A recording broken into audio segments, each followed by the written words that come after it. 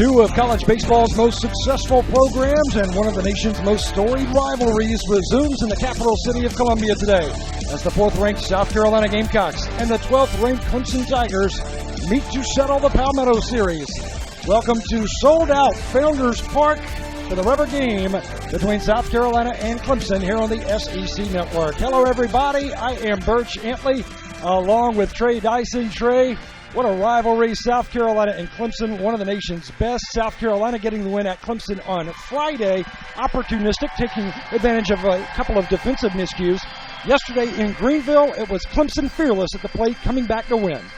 They sure were. It's been a great series so far. South Carolina and Clemson, one of the best rivalries, if not the best in the country. So far in the first two games, there's been emotions all over the place. This is what college baseball is all about. We have not been disappointed so far. Well, for Clemson, it is going to be Alex Eubanks getting the start on the mound for the Tigers. His first ever start was a year ago against South Carolina, and he got the win. Alex Eubanks is a tough kid. Good guy for Monty Lee to plug into the Sunday hole. Control guy, going to pitch to contact, has a really good cutter, and in his first outing against the Gamecocks, first career start, he pitched very well, coming off a great start against Elon, and he's looking to give Clemson a chance to capitalize on yesterday's win and win the series here today. Meanwhile, for South Carolina, making his third start of the year, it is Adam Hill, and for Adam Hill, no wins this season, 2 losses, but the numbers are outstanding, Trey. Adam Hill has really good stuff. He's tall, lanky, goes right after hitters. His luck has been really tough this year. 2 good outings, but doesn't have a win to show for it. South Carolina's had a hard time scoring runs for him. But from a confidence standpoint and as far as an emotional standpoint, nothing is too big for this young man, and he keeps getting better. Hopefully going to get South Carolina in position to win the series as well today. Let's take a look at the batting order that Adam Hill will face leading off for Clemson. It is the shortstop Logan Davidson, then Reed Rollman, Seth Beer, last year's National Player of the Year, Chase Pender, who has been a Gamecock killer his career for the Tigers, batting in the cleanup spot, then Andrew Cox, Weston Jackson, Chris Williams, Grayson Bird, and then Patrick Cromwell, the third baseman. Cromwell with a big home run in this series. Saturday, the game played at Fluor Field in Greenville, and the first pitch is in there for a strike from sophomore Adam Hill. You'll see Adam Hill work off of his fastball, running up there in the low to mid-90s, but a lot of times has the deception where it comes at the hitter a lot faster than that. And this weekend, Trey, it seems like Clemson has done a very good job of handling fastball pitches. They've had some competitive at-bats against South Carolina's All-American pitchers. Look good at the plate. Adam Hill ahead in the count. Here's the 0-2. Outside. Chris Cullen getting the start today at catcher for South Carolina. Started on Friday. It was Hunter Taylor getting the start in Greenville on Saturday. 1 ball, 2 strikes. Checked his swing, appealed down to third, and Chuck Pack, the third base umpire, says no. Count is even now. 2 balls, 2 strikes here to Logan Davidson, the shortstop. 1-2 pitch there from Adam Hill. Sharp slider. Let's take a look at how close that was. Good hold up there from Logan Davidson, and a good 2-strike pitch for Adam Hill. And there's strike 3 called on Logan Davidson as Adam Hill freezes Davidson with that pitch. South Carolina pitchers this year, they probably worked in this season more than they have in years past. As you take a look at the infield for South Carolina, Adam Hill, perfect execution on that inside fastball, freezing Logan Davidson. There you see out in left field, Danny Blair for South Carolina, T.J. Hopkins in center, and Jacob Olson, who has been swinging a hot bat as of late out in right field for South Carolina. It's Reed Rollman now, the designated hitter, with a .353 batting average.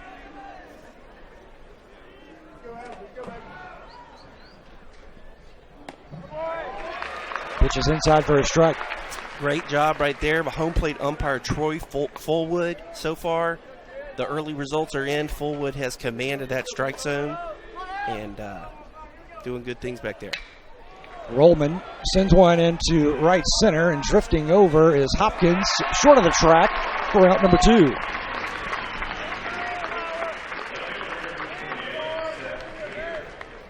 Here you see head coach Monty Lee.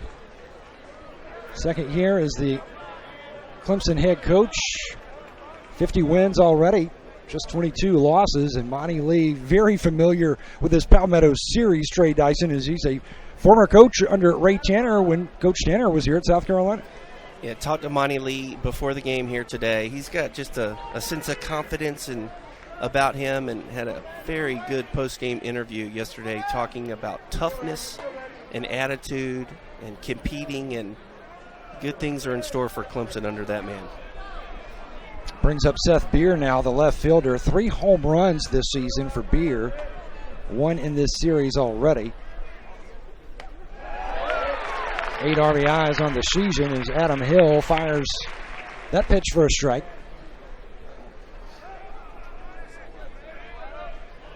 Yeah, so far we've seen Adam Hill's fastball to both sides of the plate. He's thrown a changeup, and his slider has looked really about as sharp as I've seen it. Outside, count even now, 1 ball, 1 strike. Seth Beer, a freshman last year, Trey's a sophomore now, and as a freshman, winning the Dig Hauser Trophy. And he has 2 home runs in his career against South Carolina in this big-time rivalry between 2 big-time programs, Trey. 41 NCAA appearances for the Tigers, 31 for South Carolina. And between these 2 teams, 23 College World Series appearances. And, of course, South Carolina winning the national championship 2 times, back-to-back. And, Trey, twice these teams have met out in Omaha to advance to the finals. Yes, I was a member of one of those teams back in 2002, and it's just a great series. 2 tremendous baseball programs. And you got right here a pretty good matchup against a young up-and-coming pitcher, Adam Hill, and that guy right there, Seth Beer. Coach Holbrook called him the best hitter in college baseball. From Sewanee, Georgia, and Lambert High School, Seth Beer. What makes him such a incredible hitter, Seth Beer, Trey? Well, he's got very good separation at the plate. He keeps his back half back while his front foot is striding forward. And if you get a look at his back elbow, he keeps his back elbow very high in his separation, which can create a lot of downforce torque coming through the baseball. We'll draw the walk here as Adam Hill issues the base on balls to Seth Beer, first base runner of the game. 2 outs here in the top of the first inning. That will bring up Chase Pender now for Clemson. 361 batting average, 10 RBI in this season. Chase Pender, 8 games in this rivalry. Home run, 2 triples. Career batting average against South Carolina, 308.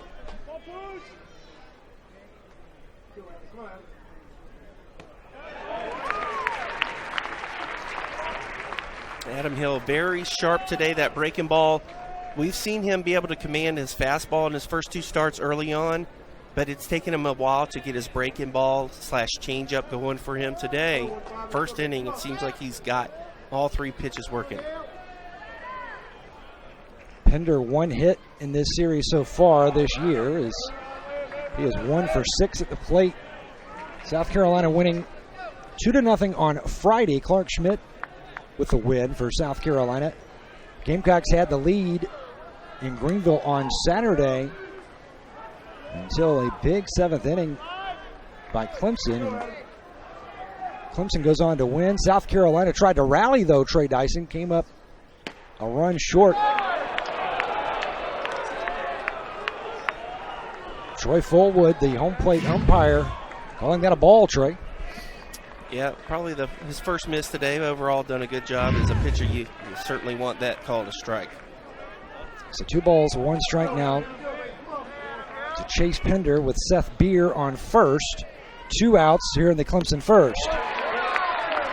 Good-looking pitch there for Adam Hill, and it's strike 2.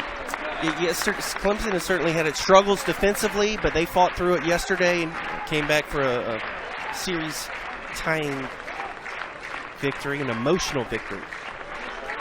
And there is a lot of emotion in this rivalry, Trey. That will be a big storyline here today. And as a former player, how do you keep those emotions in check going into a huge rivalry such as this? Well, it's really hard. You feed off the emotions, and you just do your best to, stay within yourself. I think Adam Hill, once again, I don't think he really even has a clue who he's playing right now. He looks pretty loose and relaxed out there. And Adam Hill gets the strikeout of Chase Pender as he gets Pender looking. And down go the Tigers. They will strand a runner on first after the walk to Seth Beer. Gamecocks due up in the bottom of the first, and we return to Founders Park in Columbia for the Palmetto Series.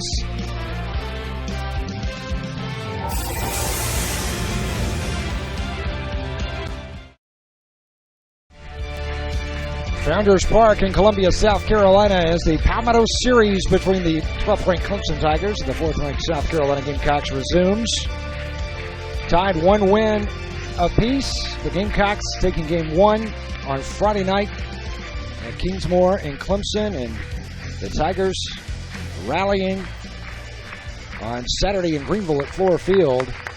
It will be Alex Eubanks on the mound from Burns High School in Spartanburg County, South Carolina. One of 2 former Burns stars on this team. He and Reed Rollman both played for a couple of state championships in 4A baseball for Burns.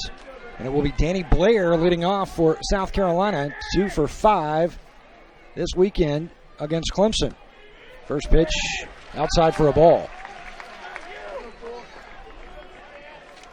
Danny Blair, 364 batting average, and Trey Dyson, Alex Eubanks, he likes fastball, but he can get you with that slider as well. Yeah, he's got a good arm, goes right after guys, much like Adam Hill. Doesn't walk guys, wants to induce contact, try to get that weak contact. Can be very effective. 13 strikeouts, just 1 walk in 2 appearances so far this season for Alex Eubanks, 3.97 ERA. Was collared with a loss opening weekend for Clemson against Wright State. And then the next Sunday followed it up with a win over Elon. Looking at a 2-2 count here on Blair.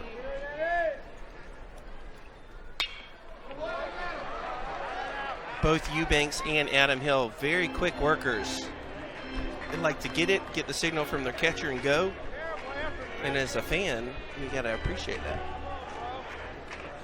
First career start for Eubanks was game 3 in this rivalry against South Carolina last year at Clemson. He went 7 2/3, allowed 6 hits, 1 run, and struck out 8 batters, and he will strike out Danny Blair here as Blair goes down swinging, and that pitch in the dirt. There's a nice little slider there from Eubanks, and off to a good start. Danny Blair typically in the 9 hole for Coach Holbrook's team today. Bumped up to the leadoff spot. Take a look at that infield for Clemson. Cromwell on third. Logan Davidson over at short. With Bird at second, Cox at first, and then the outfield is Beer, Pender, and Jackson from left to right. As TJ Hopkins, the center fielder for South Carolina, has driven in 3 runs this season. 1 for 6 at the plate with an RBI this weekend against Clemson. And Eubanks working quickly here against Hopkins. That pitch outside. TJ Hopkins, the game-saving catch, game 1 of the series. Yes, a beautiful diving catch to save that game, and TJ Hopkins will lace one right up the middle for a base hit and the first base runner aboard for South Carolina with a 1 out. And Matt Williams, who has been swinging a very big stick as of late for head coach Chad Holbrook, and especially in this series against Clemson. As you take a look at the batting order after Williams, it will be Jacob Olson and then Alex Destino down in the 5 spot today. Jonah Bride, who started the season off a little sluggish, has now started to wake up offensively, batting in the 6th hole. Then LT Tolbert, Madison Stokes, and Chris Cullen. Matt Williams has looked good at the plate all season long, kind of platooning a little bit early on in the season, but a professional type hitter, doesn't try to do too much. It sprays the ball all over the ballpark and has been successful for Coach Holbrook this season. Fans here at Founders Park disagree on that called strike. It may be a little low, out of the zone, but so far so good in my opinion for Mr. Fullwood back there. Off and running, Hopkins, as that is sprayed into left, and Hopkins will have to retreat quickly back to first. 2 outs for Jacob Olson. Yeah, maybe a little hit and run here early on a Sunday for Coach Holbrook. Matt Williams a little out in front of that slider from Eubanks, pops it up. South Carolina remains at TJ Hopkins rather, at first base. Jacob Olson, 3 home runs this season. 2 long balls against Appalachian State. The last time the Gamecocks played at Founders Park. That will slip past Chris Williams. Wild pitch by Eubanks will send TJ Hopkins over to second. So a runner in scoring position for Jacob Olson and the Gamecocks with 2 outs. No score here in the bottom of the 1st inning. Well, if you're South Carolina, you'd certainly want to take advantage of this opportunity. Runner in scoring position. One of the hottest hitters up right now in Olson, who's been ripping the cover off the ball, playing with a lot of confidence, knowing that he's got good protection and Alex Destino on deck. A couple of hits this weekend against Clemson for Olson, both coming Saturday in Greenville, as Chris Williams wants to meet with Eubanks, with TJ Hopkins standing on second now. Change of signals for Williams and Eubanks. Olson, you see the numbers with runners in scoring position this year, 2 for 8.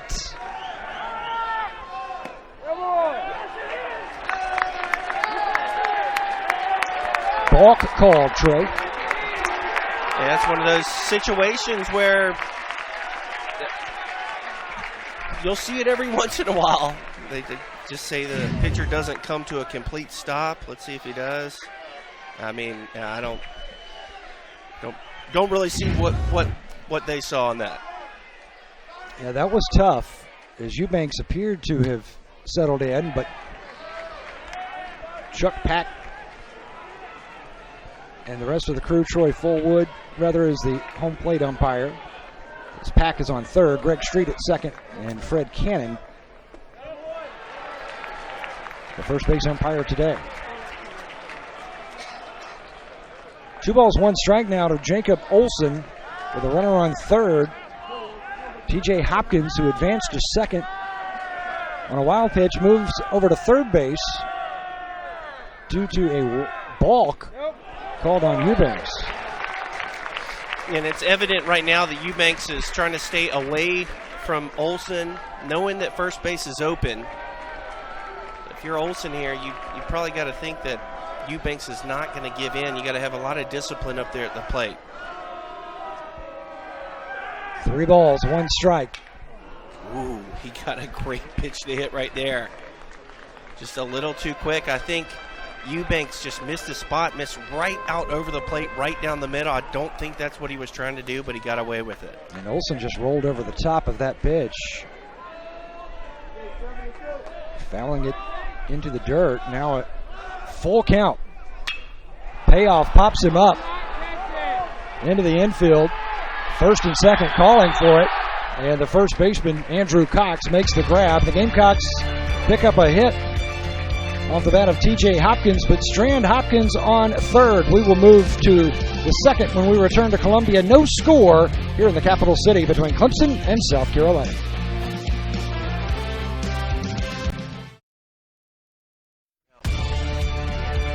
Fans still streaming into Founders Park here on a beautiful Sunday in Columbia. Game 3 of this rivalry between South Carolina and Clemson, and we are scoreless. And Trey, let's take a look at Adam Hill, that last strikeout of Chase Pender, where he just freezes Pender, and a lot of that has to do with the receiving ability of catcher Chris Cullen. Chris Cullen makes such a difference back there, and finally this is something that Major League Baseball has taken into consideration when evaluating catchers and their prospects for moving up at the next level. They're really starting to focus on the receiving of the catchers, and Chris Cullen does it better than anyone in the college game. Trey, does it start with obviously putting a nice target out there, but what follows to make the difference for Cullen as opposed to other catchers? Well, what it does is it gives the umpire confidence to call strikes that are strikes. Now, in the first inning, Cullen kind of missed a couple here or there, and I was giving credit to Mr. Fullwood back there for calling the strike because he didn't let the catcher determine it. But the better you are at receiving, the better it is for your pitchers. You're going to get more strikes, as not evidenced by that last pitch, however. Andrew Cox will slap that pitch foul. He's ahead in the count here on Adam Hill. 2 balls, 1 strike. Top of the second inning, it will be Andrew Cox, followed by Weston Jackson, and then Chris Williams.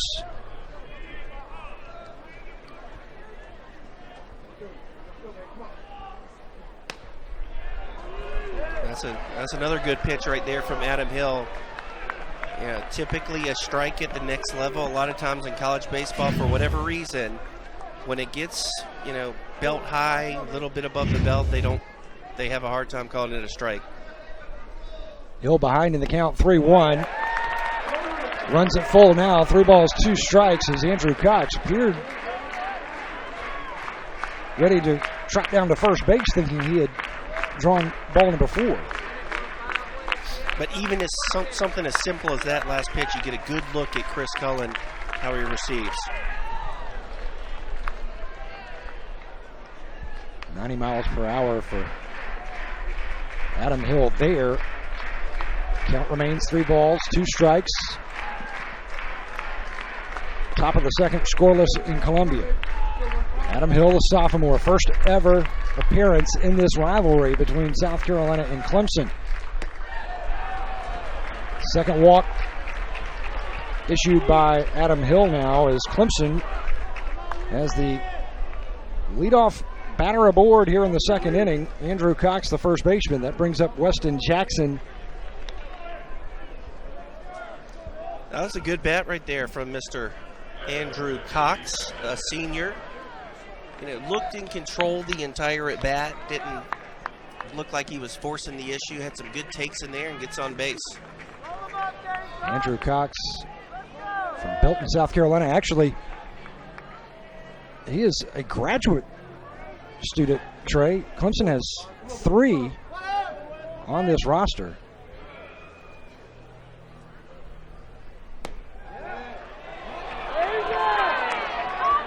Clemson, even with a transfer from the University of South Carolina, Tyler Jackson, a pitcher, started with the Gamecocks and then finished his career at USC Upstate before enrolling in graduate school at Clemson.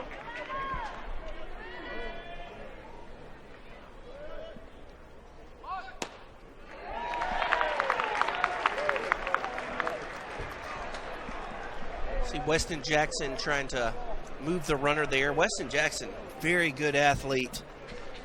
The numbers this year, not so good, but this guy's too good of a player to be sitting in the 180 mark the whole season, I can tell you that. 1 home run, has driven in 6 runs. Jackson sneaks that past the diving Jonah Bride for a base hit. And Clemson now with runners on first and second, no outs. Top of the second inning. And Chris Williams, the catcher, coming to the plate. Let's take a look at it here. Just a hanging breaking ball from Adam Hill. And Jackson deposits it into Tony Gwynn's 5.5 hole over there.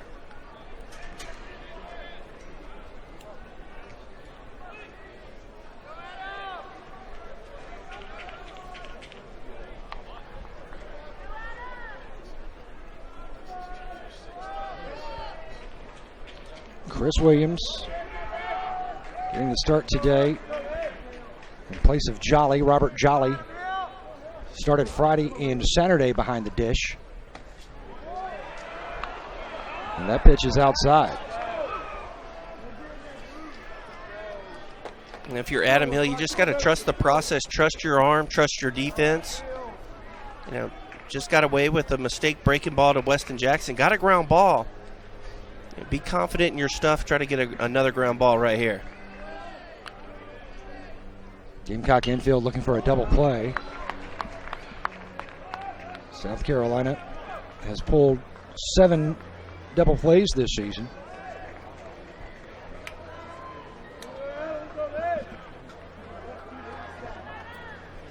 And take your cues from the hitter right there. 1-0 count. Adam Hill delivers a good fastball that Williams was late on. So don't be afraid to throw it again, even with more conviction.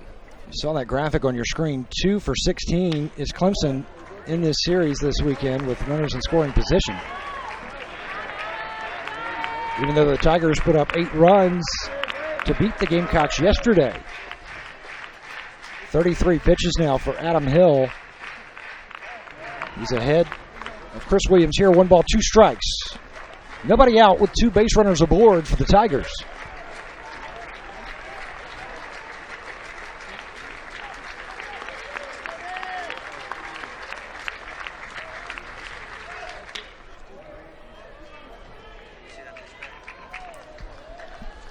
Trey, this pitch here from Adam Hill. Yeah, I think he wanted to get that more, out further away. You saw how Chris Cullen kind of had to reach back over the middle of the plate. That's never a good sign when you're missing your spot like that in that 1-2 count. But also it just goes to show how hard hitting is, especially with 2 strikes against a pitcher like Hill. Cullen sets up outside, and Hill delivers high for ball 2.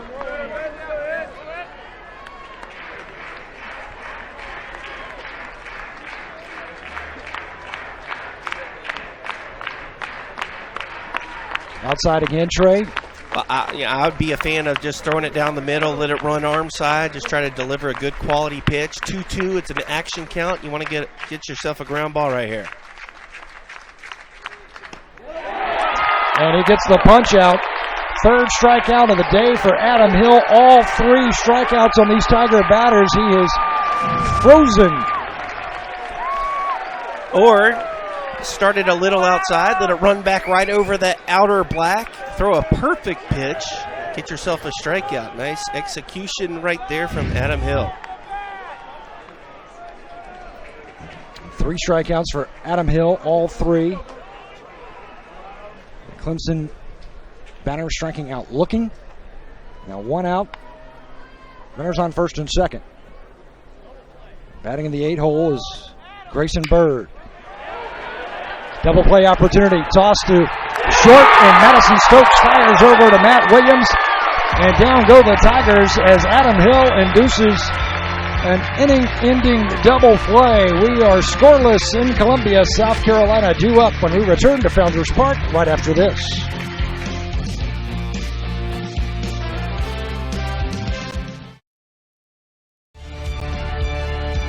Welcome back to Founders Park here in Columbia, South Carolina for this storied rivalry, Game 3. Clemson and South Carolina. We are scoreless, moving to the bottom of the second inning with the Gamecocks bringing Alex Justino, Jonah Bride, and L.T. Tolbert to the plate. Birch Antley, Trey Dyson with you. And Trey, this series, the rivalry between South Carolina and Clemson, it is played out in Columbia, in Clemson, in Greenville, at one time in Charleston, and then a couple of times even in Omaha in the College World Series. Obviously, 2 of the best programs in all of college baseball, winning at the biggest stages. South Carolina getting the best of Clemson, especially out there in postseason play in Omaha. But that is hit hard, and it will fall over the right fielder's head. Weston Jackson watches it go to the wall, and it's a leadoff double for Alex Justino. Justino was 2 for 9 before that at bat. Trey Dyson, he struck out to end the game with runners aboard yesterday in Greenville. Alex Destino delivering here in the bottom of the second. Yeah, this is big for Alex Destino. You saw Eubanks' reaction with the location on that pitch, kind of started in but went back out right over the plate. The sweet spot down in the zone for Alex Destino. Dropped the head on it, drove it out there. Good start for him today. Third double of the season for Destino. Now Jonah Bride, 4 RBI this weekend for Jonah Bride. Bride started off the season for South Carolina, hitting the ball very sharply, Trey, just hitting the ball to where the defense was. He was robbed of a couple of hits by some excellent plays in that Wright State series. But now Jonah Bride's starting to warm up. Right, and he needs to give you all the credit, Birch. You talked about it every single time he came up to the bat. Then he started rolling some balls back through the middle, remember? He got several hits in a row, ground balls right back up the middle. Yesterday, he looked like a totally different player, blasting a ball over the Green Monster, and certainly good for Gamecock fans as well as Jonah Bride to see, because he can drive in some runs. He did so in a big way in junior college before coming to South Carolina, and now he's really starting to come into his own. 5 runs he has driven in this season, 4 coming in this series this weekend against Clemson. That was a towering shot on the home run yesterday. South Carolina in this series, Trey, 261 with runners in scoring position, 6 of 23. Yeah, certainly that's not terrible, especially against good arms, the good arms that Clemson has. Bride swings and misses. Second strikeout now for Alex Eubanks. What do you like about this pitch? Well, this is a cutter right here from Eubanks. The pitches that move like this, he calls it a cutter. Sometimes to me they look more like a slider, but that was a good-looking cutter. Jonah Bride had a very good pitch to hit the previous pitch, but missed it, and Eubanks makes him pay with a perfectly executed cutter on the outer half. Gets a big out there without getting Destino over to third base. Now LT Tolbert 0 for 4 on Friday. Justin Rowe getting the start at second base yesterday for Chad Holbrook. Tolbert batting .269 with 3 RBI. Slaps that hard in the right field. Destino will hold up at third. Good relay in by Weston Jackson. Runners at the corners, though, for South Carolina with 1 out here in the bottom of the second inning. And Chris Cullen batting in the 9-hole for South Carolina, coming to the plate. Yeah, take a look at it once again. Just a pitch middle way. Pretty much the same exact pitch that Alex Destino drove out to right field for a double. Tolbert ready, got his foot down, barrel out there, and Coach Esposito does a good job holding Alex Destino at third base. Weston Jackson, great arm out there, got to it quickly. South Carolina's in business. Actually, Madison Stokes to the plate. He'll be followed by Chris Cullen. Cullen on deck. Madison Stokes hitless this weekend with a couple of strikeouts. 0 for 7. But Madison Stokes from Columbia, South Carolina, AC Flora High School, possesses some pop in that bat, Trey. He certainly does. He's a bit of a streaky player. When he gets hot, it seems like he can hit any pitch in any count to any part of the park. And when he starts struggling, it seems like he kind of has ruts where they last for longer than they should when you're a player of his caliber. Count is even, 1 ball, 1 strike. Eubanks over to first will chase Tolbert back.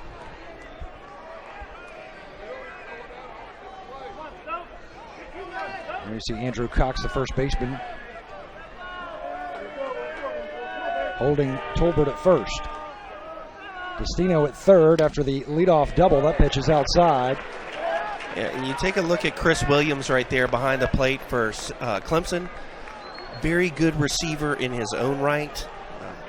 Both of these teams are loaded with talent. Williams, we talked about Cullen, got to give Williams some credit back there as well. Didn't get the call, but you see the talent how well he makes that pitch presented, especially to the fans and to the people watching at home. Twice now Eubanks has sent Tolbert scurrying back to first. Destino on third. 2-1 count. Stokes, pop up.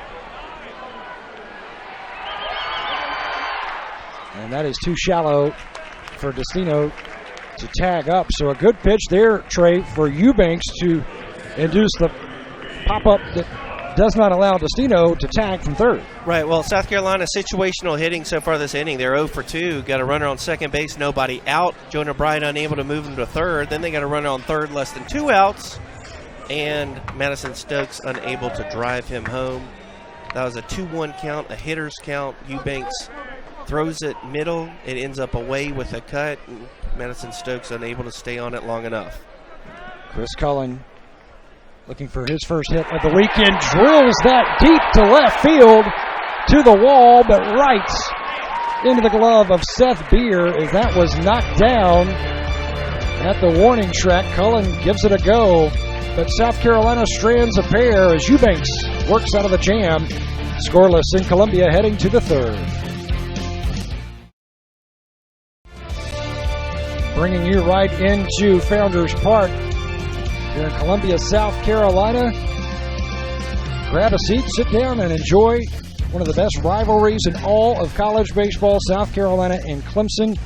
Trey Dice and the Gamecocks, they have lost the last 2 series to these Clemson Tigers, and Clemson coming from behind yesterday. The Gamecocks thought they had that game in hand up in Greenville, but then the veterans, Reed Rollman, Pender, and then last year's Player of the Year, Seth Beer, coming up big for the Tigers. They were just fearless at the plate, touching up that Gamecock bullpen for the first time this season.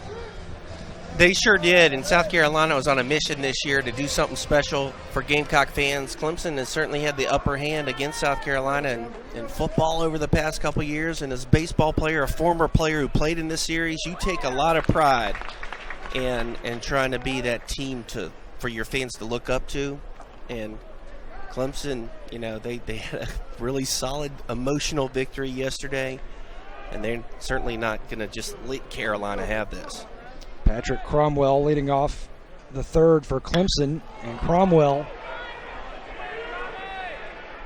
nice catch in center field by T.J. Hopkins for South Carolina. Boy, this Gamecock outfield this weekend, they have been spectacular, and Clemson making some great plays in the outfield too yesterday. A couple of diving stops.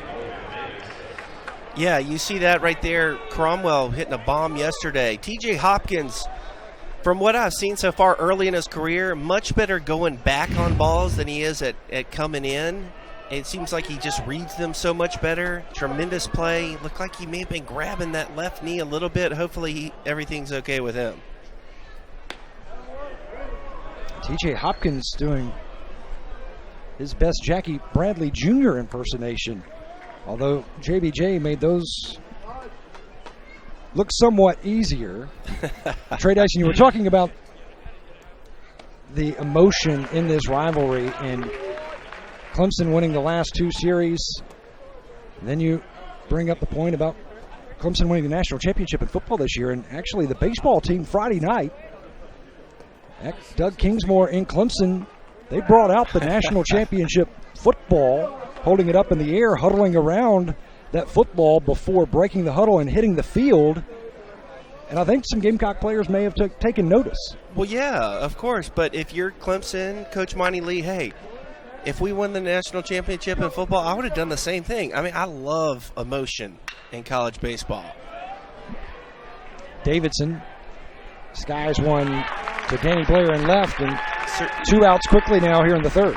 Certain people might say, well, why would you do that, and fire up the other team? Hey, if I'm confident in my abilities, I'm bringing out the trophy. I'm bringing out any rings I got. I can do anything I want to, say, look at me. I'm the dominant alpha male over here, and if you want it, come and get it. Well, South Carolina, they went and got it on Friday night, but you can't. I would never blame Clemson for that because I like that. We talk, South Carolina's got some national championship baseball trophies.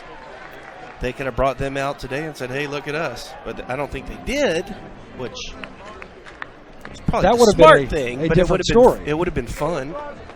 Although those trophies do greet you when you enter the turnstiles here at Founders Park.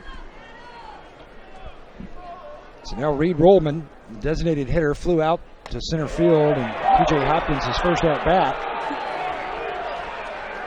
Reed Rollman has played in this series since 2015.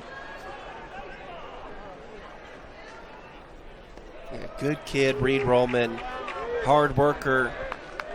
He hits in the best spot imaginable for a college baseball player, which is the spot right before Seth Beer. And if he can stay in that slot, he should get plenty of pitches to hit this season.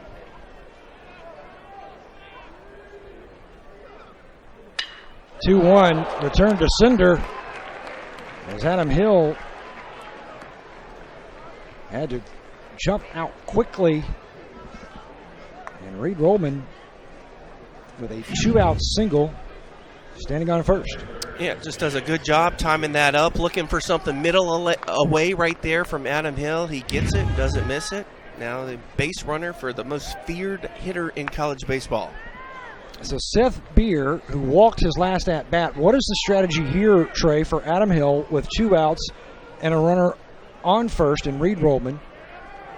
You know, at some point, I can see, being careful here, but at another point, if you're Adam Hill, and you're a top prospect yourself, you want to prove that you can do it. And, if I'm Adam Hill, I'm wanting to go right after Seth Beer. If he hits a home run, hey, you're in the 3rd inning, plenty of time to come back, but if you can get him out in a big way, it can do a lot of stuff for you emotionally for your side. LT Tolbert in the grass making the play over to first, and the Tigers will strand the runner there as Adam Hill gets Seth Beer on the ground out to end the top of the 3rd inning. South Carolina coming up scoreless in Columbia when we return. Top of the order due up for South Carolina here in the bottom of the 3rd. No score between the Gamecocks and the Tigers. It's not a typo in the bats and throws column on the Gamecocks baseball roster. Freshman Carlos Cortez is an ambidextrous thrower, meaning he can play almost anywhere on the field. You can find out more by visiting GamecocksOnline.com and search for Cortez, C-O-R-T-E-S. Danny Blair, who struck out his first time up against Alex Eubanks to lead off South Carolina's 3rd inning here. No score in Columbia. This series tied 1 apiece. The Gamecocks have dropped the last 2 series in this rivalry against Clemson. And Danny Blair catches strike 1 there, make it an 0-2 count now on Danny Blair to lead off the 3rd.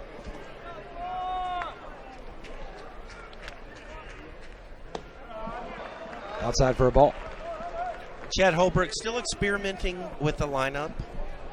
Danny Blair typically in the 9-hole and has done tremendous down there, but hoping that he can kind of emerge as the prototypical leadoff type guy. Sends that 0-2 offering into right for out number 1, Weston Jackson, making the catch in right field for the Tigers. So now T.J. Hopkins, a single in the 1st, but was stranded on 3rd.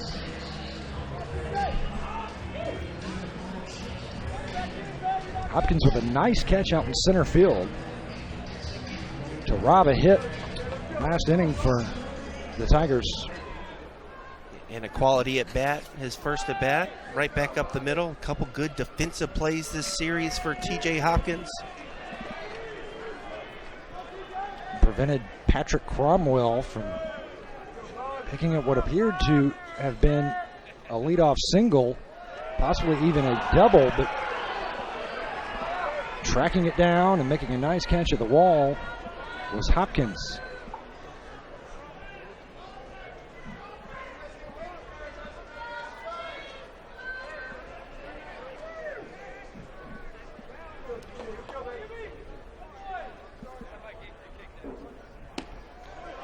Good idea from Eubanks. Typically staying away from most of South Carolina hitters. It's always good to flash inside to give that hitter that thought. 1 ball, 2 strikes. Eubanks delivers. And that will be a single for Hopkins as Logan Davidson, the shortstop for Clemson, unable to get there in time. That ball was hit sharply, Trey, off the bat, but died somewhat. Well, you see the pitch before, a really good fastball in the inner half. You saw how Hopkins reacted to it. He wasn't ready to hit that pitch. Now the hitter goes back away from him, gives Hopkins a chance to, kind of stick the bat out there, and all of a sudden TJ Hopkins is 2 for 2. 11 batters faced for Eubanks, 7 first pitch strikes. Gamecocks with a runner aboard here for Matt Williams, who flew out his last at bat. To center field, Chase Pender is there for the second out. So far, the South Carolina left-handed hitters are really kind of zoning in on this pitch right here from Eubanks. Eubanks, you can see, he kind of has the same reaction after every time that pitch seems to end up in that spot. South Carolina left-handed hitters really aggressive, looking for that pitch and putting good swings on it. 2 outs now for Jacob Olson with a runner aboard. South Carolina, Hopkins on first base, no score in Columbia at Founders Park, bottom of the 3rd. Olson 0 for 1 today. Big cut there for Olson, swing and a miss. And South Carolina this series with runners on and 2 outs. A paltry 1 for 20. Sunday has not been very kind to the Gamecocks. 1 run in 2 games so far here today. They look pretty good offensively. I mean, they're taking some good swings against Eubanks, but no runs to show for it. South Carolina looking for their first win on a Sunday this year. Certainly very strange this deep into the season for a top 5 ranked team, but there can be some funny things that go on in baseball. And if I'm a player, I'm saying, well, hey, the odds are in our favor here today. 3 balls, 1 strike here to Jacob Olson. Eubanks steps off the rubber. One thing about South Carolina on Sundays so far this season, Trey, they have run up against some outstanding pitching, especially when you look back at that Wright State series. Wright State winning 5-1 in the 3rd game to salvage that series. South Carolina winning the series, though, 2-1. Danny Sexton was just unhittable. He wasn't. And there you see Jacob Olson. That's a 3-1 count. Another hitter's count that South Carolina is in. He's done some great things for South Carolina so far early in his career, but you want to see your hitters, especially in hitters' counts, having more of a clue of kind of what they're looking for. To me, that was Olson kind of reacting to that pitch as if he had 2 strikes on him. You want him taking a great pass in a 3-1 count. Here on the full count, Olson turns that one foul.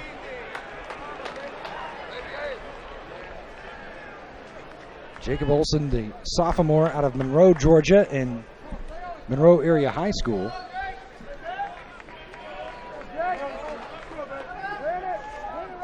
Two home runs last week for Olson, both in one game against Appalachian State.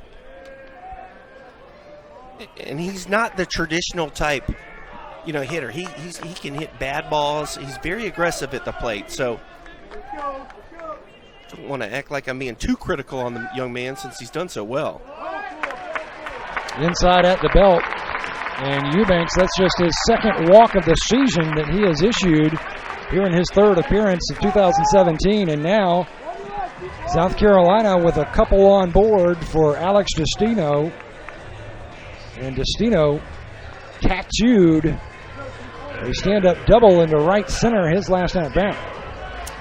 He did on that pitch that I've been talking about to those left-handed hitters. Eubanks kind of starting middle. It's kind of running away from the lefties a little bit, but right in that sweet spot. South Carolina lefties have taken some good swings on him. Alex Destino, 3 for 10 this weekend.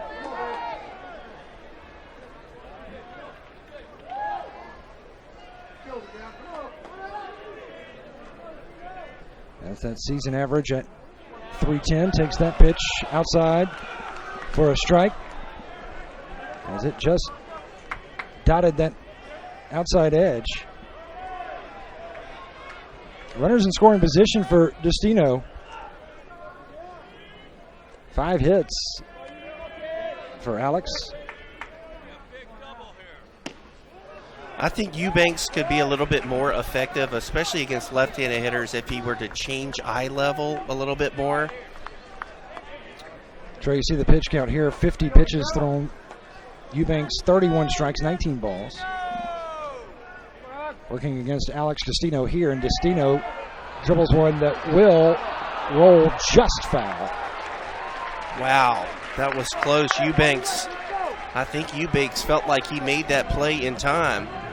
Was not very happy with the call on that. From up here, it looked like it was, yeah, I think that was a good call right there.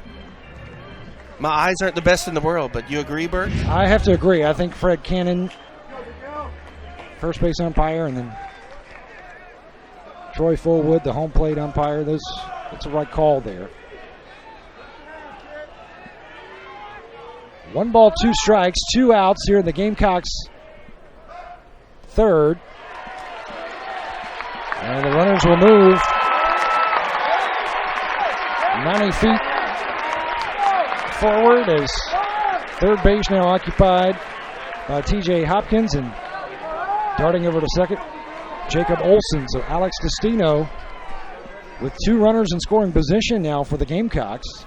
Looking at a 2-2 count with 2 outs and no score here in the bottom of the third inning. Well, what that does is it's not the worst thing in the world for Clemson. Certainly if you're South Carolina, you want to move your runners into scoring position, but it allows Clemson now to fully employ the shift on the ground against Destino. Another look, second wild pitch thrown by Eubanks. Now, I was going to say, Trey, that might be more beneficial for Clemson actually to move that runner off of first, so now Andrew Cox does not have to hold the runner there. Not to mention, first base is open. You can be more careful with Destino. Count is full. And the crowd at Founders Park letting you know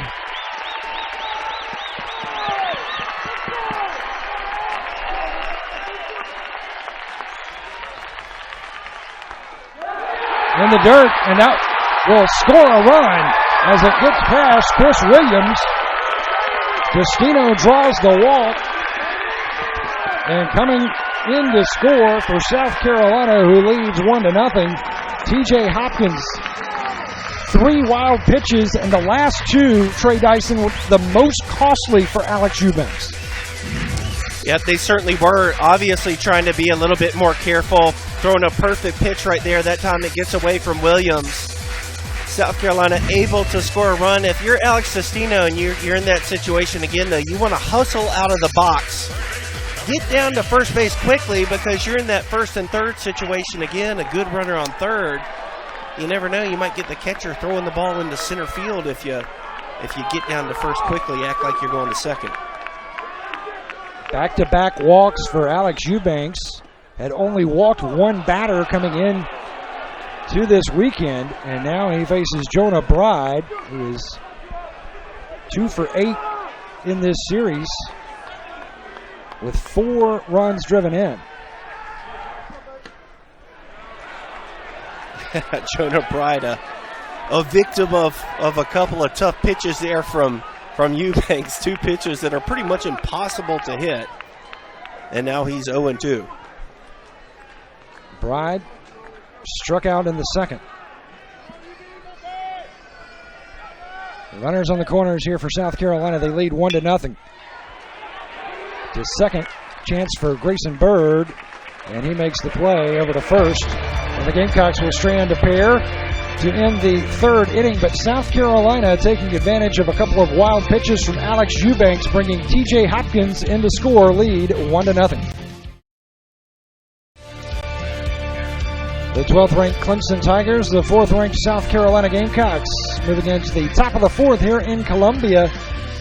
Rubber game of this series, South Carolina leading 1-0. 4 hits for the Gamecocks. No runs, 2 hits, no errors for Clemson. And Trey Dyson, back-to-back wild pitches from Alex Eubanks with 2 outs. And TJ Hopkins, who led off with a single, able to come around and put the first run of the game on the board for South Carolina. Hey, you take them any way you can. On a Friday night, South Carolina won the ballgame 2-0. They did it without an RBI so far. South Carolina's first run today without an RBI. So you take those runs any way you can.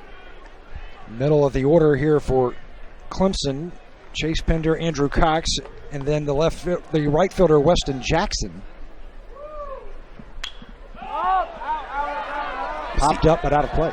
You see Adam Hill, he's got good velocity. He works down in the zone, but also he's not afraid to work up in the zone. And to me, I like that about him. As you see, he's at the 50 pitch mark right now. Doing pretty well with that. South Carolina's bullpen certainly not the same today without Mr. Tyler Johnson available. 1 ball, 1 strike. Another foul. Count runs to 1-2. You had Tyler Johnson, the potential stopper of the year for South Carolina. He had pitched 2 innings in a midweek win against Appalachian State. Comes in on Friday to get the save for the Gamecocks, and then he's used again yesterday for Clemson, but just not as effective. Tyler Johnson Saturday in Greenville, but also give credit to those hitters for Clemson who just showed no fear against Johnson. That, yes, as well as a day game following a night game where he pitched. So, maybe he's not used to that amount of work, he certainly is capable of pitching more than 1 inning. We've seen that multiple times, but just a little sore. Nothing to get too concerned about. Big cut, swing and a miss. 4th strikeout for Adam Hill as Adam Hill goes upstairs there, Trey. Yeah, good location, up and away. And how about the work Adam Hill has done pretty much all season long? The jam he got out of earlier in the game, nothing seems to bother him. Just a good composure and poise out there on the hill for Adam Hill. So Chase Pender, 2 strikeouts facing Adam Hill, and now Andrew Cox, the first baseman, stands in. Walked his first time up. Takes that pitch for a called strike. 333 average for Cox. For Adam Hill, Trey Dyson for South Carolina, the sophomore, did not lose a game last year, was 7-0. This season, he's making his 3rd start, has yet to win a game, 2 losses, but it's been like Lemony Snicket's for Adam Hill. It's just been a series of unfortunate events. His first Sunday start this year, big swing and a miss there for Adam Cox against UNCG. 1 hit. South Carolina loses by 1 run, which was unearned. And then he pitched well, giving up just 3 hits in the loss to Wright State. That's right. That's why wins and losses aren't looked at that closely whenever people are evaluating a pitcher. Adam Hill certainly has what it takes to be a 10-game winner in the SEC. He's pitching well here early today. Cox hangs in. 1 ball, 2 strikes. Adam Hill, 4 strikeouts today, 2 walks. And Clemson mustering 2 hits off the sophomore. Fouled away again.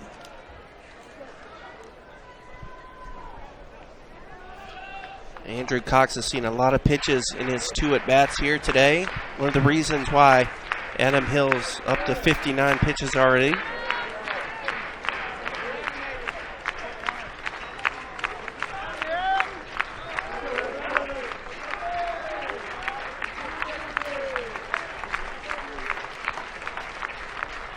The 1-2. Outside, count is even.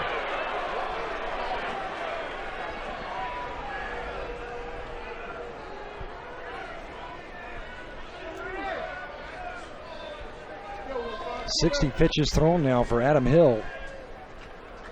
As we're in the top of the 4th inning, South Carolina leading 1-0. And Andrew Cox really working Adam Hill here, Trey. Yeah, he's very comfortable in the box. He's a veteran. He's been around for a while and certainly putting together a good at-bat. If I was South Carolina, especially with Adam Hill, the way he likes to work fast, Cox seems to be getting out of the box and taking his time before receiving the next pitch. I might want to try to speed him up as far as getting back into the batter's box. Cox has been around in this rivalry between South Carolina and Clemson almost as long as he has been in the batter's box here against Adam Hill. As he has played in this series since 2014 when he first stepped foot on the Clemson campus as a freshman.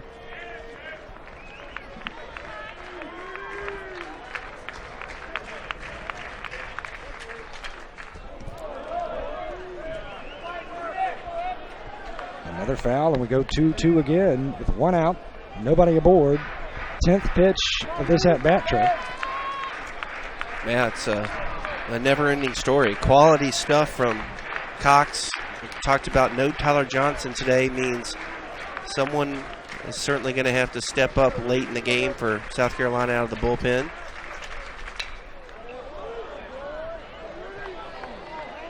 And there's a trick I learned in pro ball. Whenever you get into a situation like this where the guy just seems to keep fouling,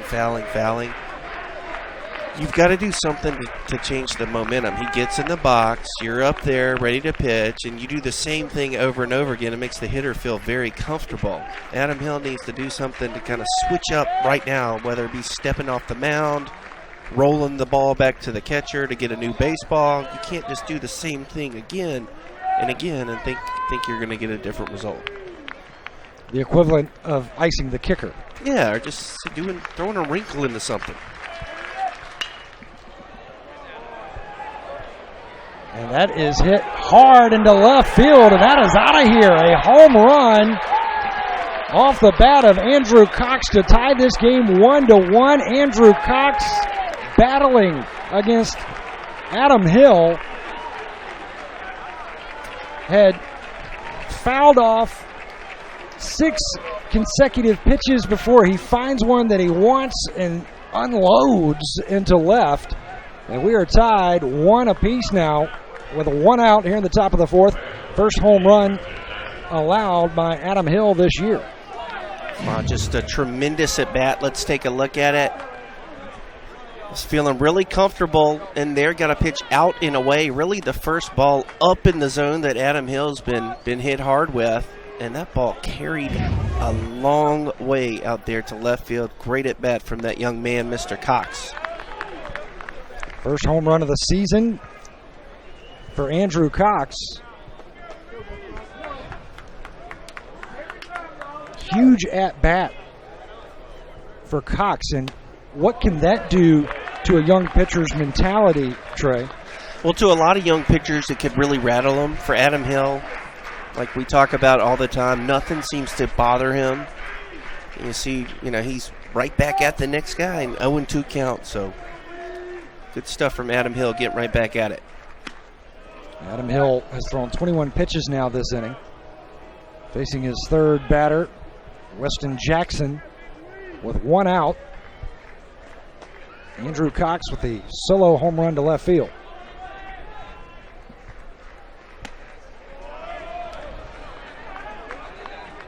This is outside. Count is even. 2 balls, 2 strikes now.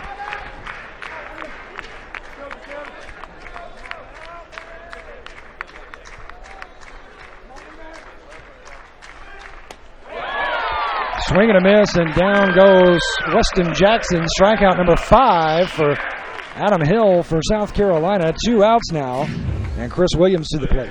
Let's take a look at this sharp slider from Adam Hill. Starts middle, breaks hard away.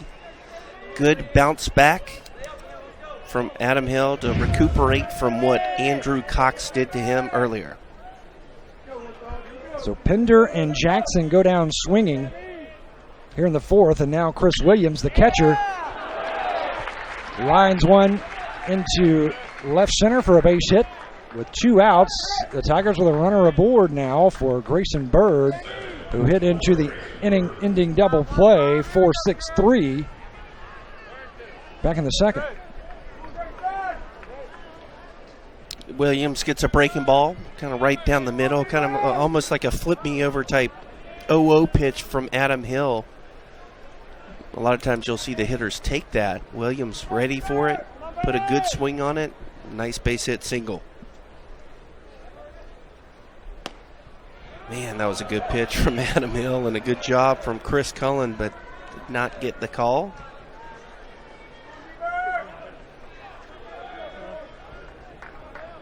Two outs, runner on first here in the top of the 4th inning. Clemson getting the solo shot to left, first of the year from Andrew Cox to tie this game 1 apiece. South Carolina scoring in the 3rd. TJ Hopkins a single, and then a wild pitch moves him to 2nd, a balk moves him to 3rd, and a wild pitch sends him home.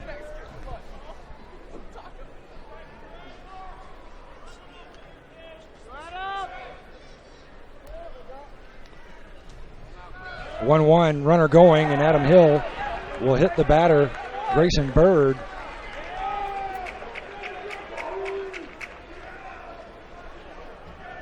Now 2 aboard for Clemson with 2 outs. Yeah, just Adam Hill's really had to work hard this half inning, and pretty much all because of the at-bat that Andrew Cox had against him. We were just talking about his pitch count being at 50. Now we're up to 70 plus. And you got to give Andrew Cox all the credit in the world for that. And Coach Myers getting him a breather here. Jerry Myers, the pitching coach for South Carolina. There is no action in that Gamecock bullpen.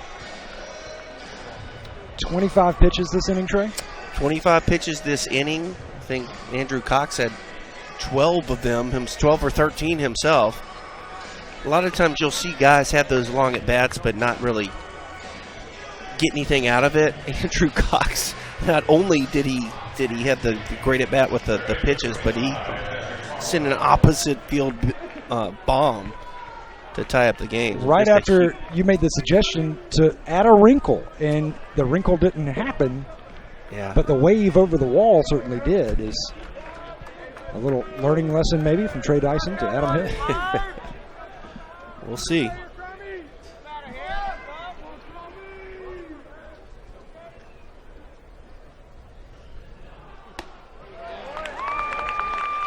So now Cromwell flew out to center field. TJ Hopkins making a beautiful catch to rob a single, possibly a double, as you see the pitch count here from Adam Hill. 75 pitches now, Trey.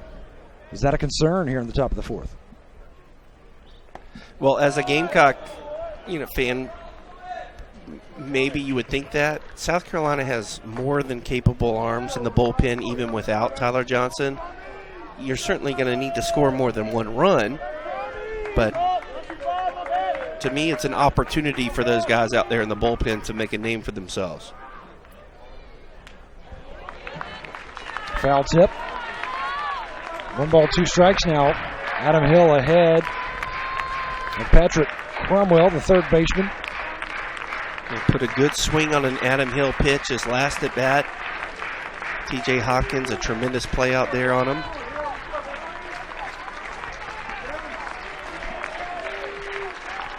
Runners on first and second, 2 down. Tie game 1-1. And that pitch is outside. It runs even now. 2 balls, 2 strikes.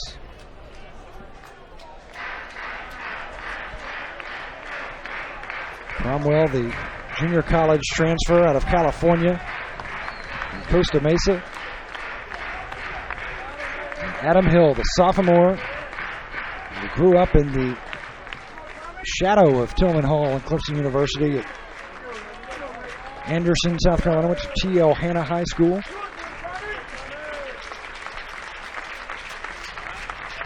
Here's the 2-2.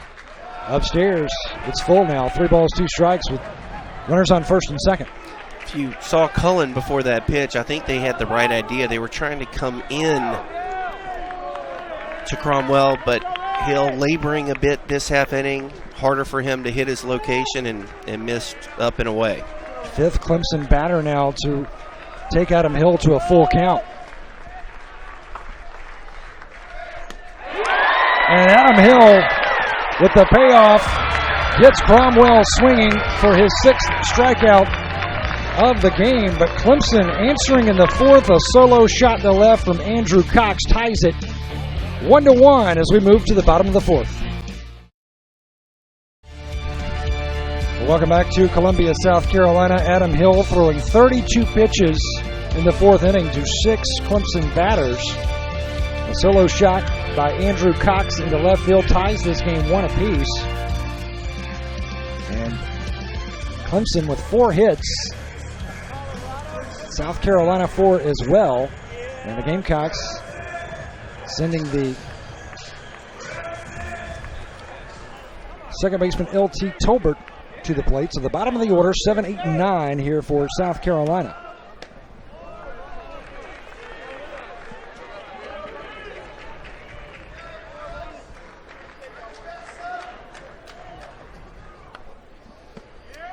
Clemson has stranded 5 runners, and South Carolina 5 as well have been left on base. L.T. Tolbert, 1 ball, 1 strike count here from Eubanks. And Tolbert hit sharply. Center fielder giving chase, and what a catch out in center. Chris Pender with a diving stab, robbing extra bases from L.T. Tolbert. Wow. Chase Pender shading Tolbert into the right center gap, got on his horse and went. The home run last half inning from Andrew Cox, tells you all you really need to know about the wind. Ball's carrying well. Tolbert puts a drive into it, a good swing, and Chase Pender gets on his horse and goes. That is a big league catch right there. Diving at the track and right in front of that Clemson bullpen.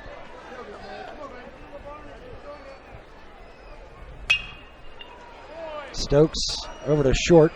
Should be routine for Davidson. It is. Throw over to first and 2 quick outs now. And Alex Eubanks, unlike Adam Hill,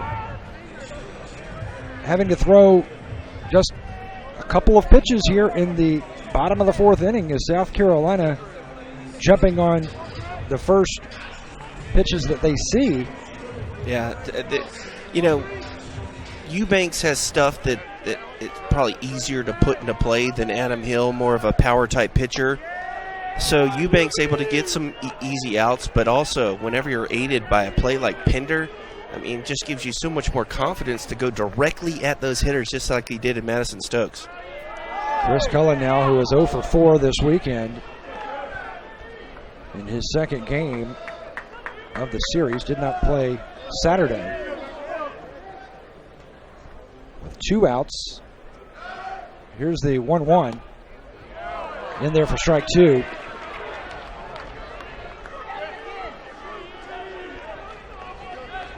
Eubanks looking to make quick work of these Gamecocks here in the 4th. 1-1 tie.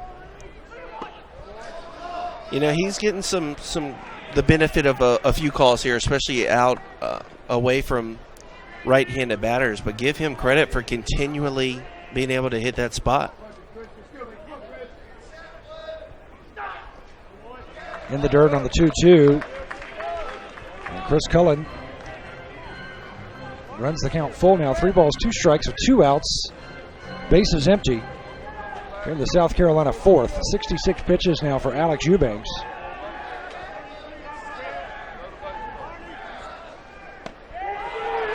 And Eubanks gets his third strikeout of the game and retires South Carolina in order for the first time. 1-2-3 go the Gamecocks to end the fourth. No hits, no runs, no errors. We will move to the fifth inning. When we return to Columbia, it is tied 1-1, South Carolina and Clemson.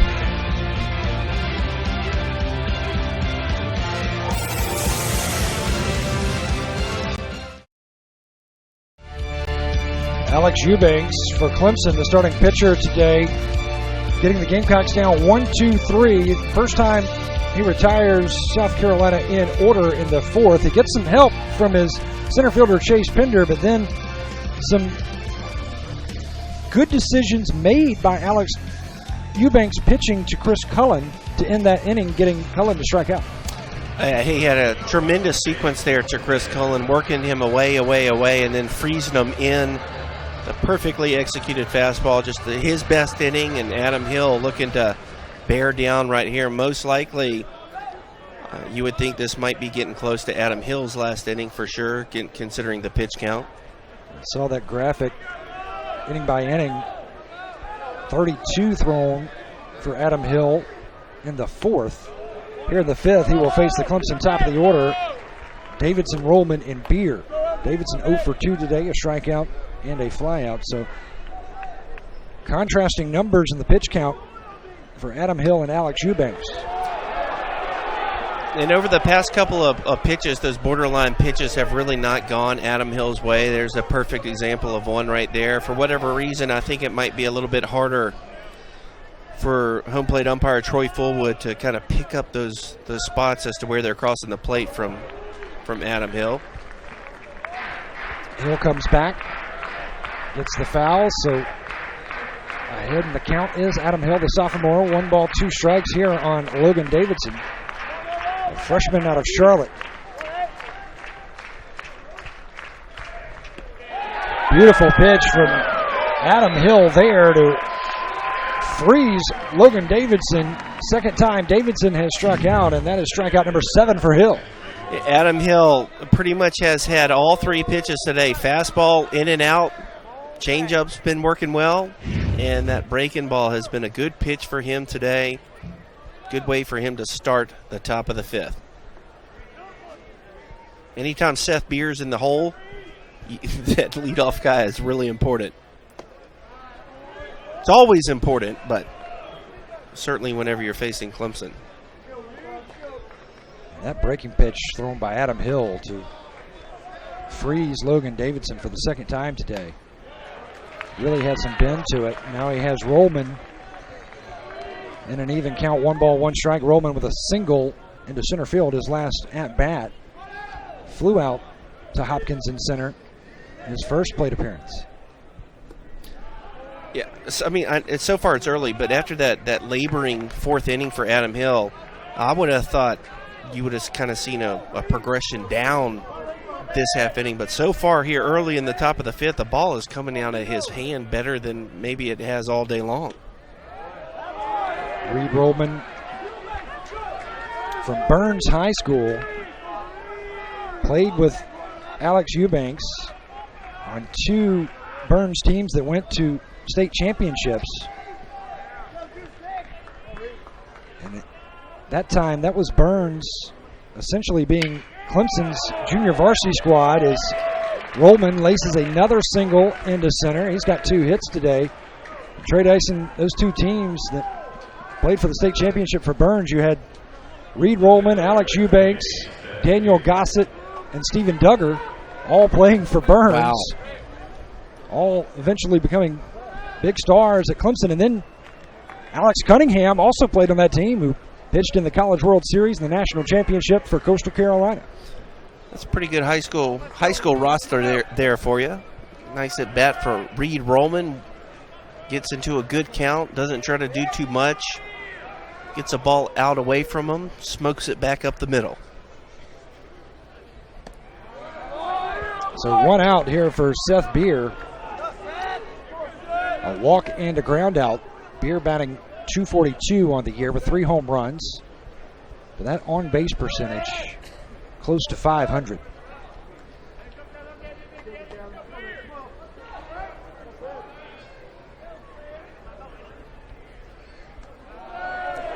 Once Clemson enters ACC play and they start to see ACC pitching, Trey, do you think it's going to be more intentional walks for Seth Beer? I think it's too early to say, but take a look at South Carolina's defensive alignment here. Kind of a strange-looking alignment where typically against the left-handed batter you'll see that second baseman, out there and more towards the 3-4 hole and more in right field. But I think they're thinking about, getting Tolbert into a position where he can turn the double play if he gets it. Well, it's the same defensive setup that South Carolina used against Beer last at bat, and Beer sent one right over to Tolbert, who was playing a little bit deeper. Right, yeah, he was deeper out there, which gives him more range to go get that ball in the 3-4 hole, but no part of him in that situation right there from Adam Hill. You can't blame him. But, who knows how it goes. I think Clemson has more than capable hitters in the lineup, so it just kind of depends on the hitters around him. Third walk issued by Adam Hill today. Just his fourth of the season, and now Jerry Myers is going to speak to Adam Hill, who has thrown already 93 pitches as we're in the top of the fifth inning with just one out. And Clemson, with runners aboard, as you see the Gamecocks, Brandon Murray and Coley Bowers in the bullpen, both right-handers. And Chase Pender is due up next. And Chase Pender has faced Adam Hill twice. Both times he has struck out, once looking and once swinging. Well, and I think that's why Jerry Myers is leaving him in the game, because of the success he's had against him so far. And Adam Hill's already worked out a one jam early in the game. He's a tough kid out there on the mound. Gamecocks sticking with him in this situation. 8 for 28 is Chase Pender all time against South Carolina pitching, going back to 2015. 9 games now. Today he is 0 for 2.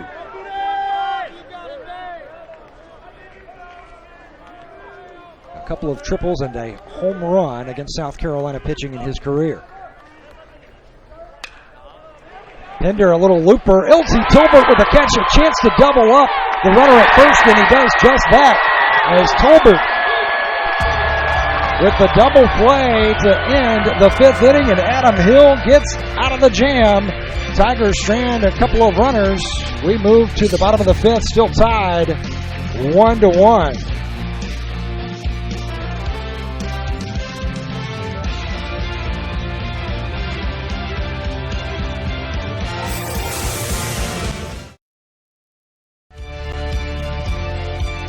Well, be sure to check out the latest in South Carolina's My Signature Series, first-person essays by Gamecock student-athletes. You can read about women's soccer star Savannah McCaskill and her experience at Team USA's training camp on GamecocksOnline.com. That's GamecocksOnline.com. Welcome back to Columbia. Birch Antley and Trey Dyson with you as we are set to begin the Gamecocks' sixth inning. And how about LT Tolbert getting Adam Hill out of that jam, making a wonderful catch on that little flare from Chase Pender in the grass and doubling up Seth Beer at first to end the inning. 2 double plays South Carolina has pulled to end innings here. Yeah, Adam Hill has gotten into a jam 2 times today, both times gotten out of it with a double play. That time after getting robbed by Chase Pender. LT Tolbert's the one paying him back. A good play going back on the ball. His feet kind of slipped after he made the play. Sharply hit by Danny Blair, but Davidson makes the play over to Andrew Cox for the first out. His feet slipped a little bit, did Tolbert's, but he kept his composure, delivered a strike over to Matt Williams. South Carolina back in the dugout, the top of the order coming up. Yeah, and Tolbert, when he made that catch, you're right, Trey, he did lose his footing trying to take the ball from the glove to make that throw over to Williams, but Seth Beer was so far off of first base that it wasn't a problem for LT Tolbert, and he recovered quickly, noticed that, and made a perfect throw over to Matt Williams in plenty of time. Yeah, certainly a mistake from Seth Beer. You know, you got the go-ahead run on second base. The last thing you want to do is get doubled off in that situation. Now, off the bat, I thought that was going to be a base hit, just like Seth Beer did, but certainly you got to be careful and make sure that ball gets down, because at that point in the game, the most important run is that one on second base. He's at first base. Yeah, I always like the aggressiveness, but you got to just have better awareness in that situation. 0-2. Did he go? Yes. As Hopkins goes down on strikes, the fourth strikeout recorded by Alex Eubanks. Well, Adam Eubanks is really putting it together here, working away from right-handed batters all game long. That time TJ Hopkins probably a little unfortunate, but now starting to come into those righties as well, working both sides of the plate and doing some good things for Clemson here today. First time TJ Hopkins has been sent to the dugout today without reaching base. He was 2 for 2 before that at bat. Now 0 for 2 today with 2 flyouts is Matt Williams.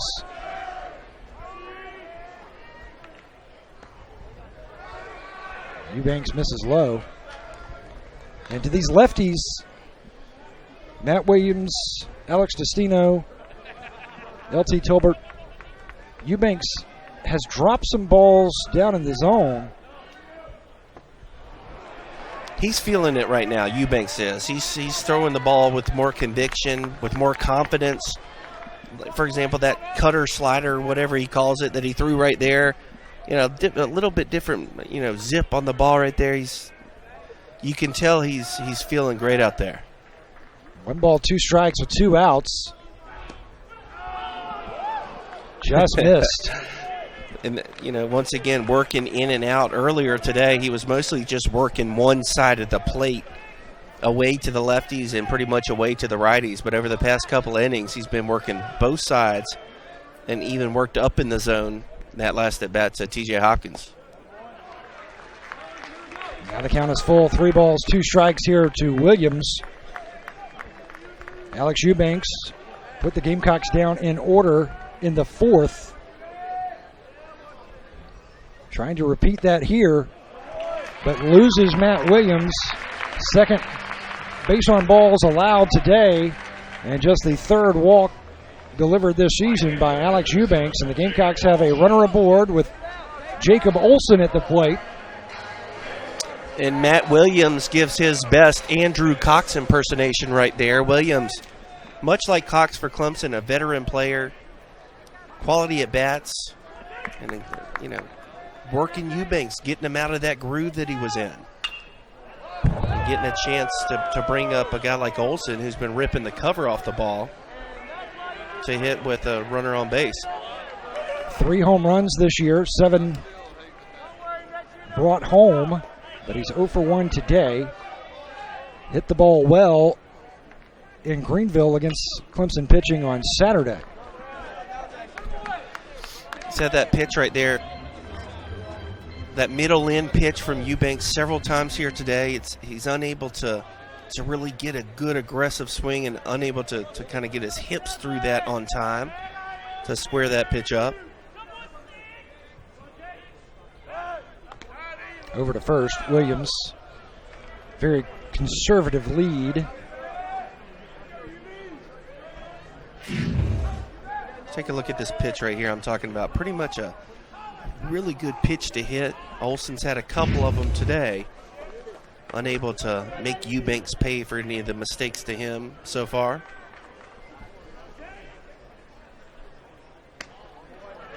Upstairs. 1-2 count now with 2 outs. Runner on first is Matt Williams, who drew the walk.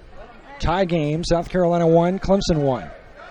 5 hits for the Tigers, 4 for the Gamecocks. No errors in this game. Eubanks misses outside again. Count is even, 2 balls, 2 strikes.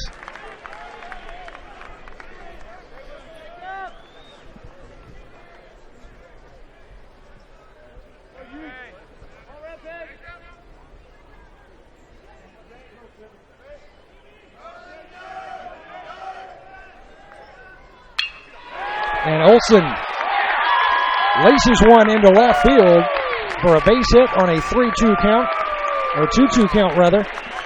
And with 2 outs, here in the Gamecocks' 5th, South Carolina with a pair of runners, and now Alex Destino again to the plate.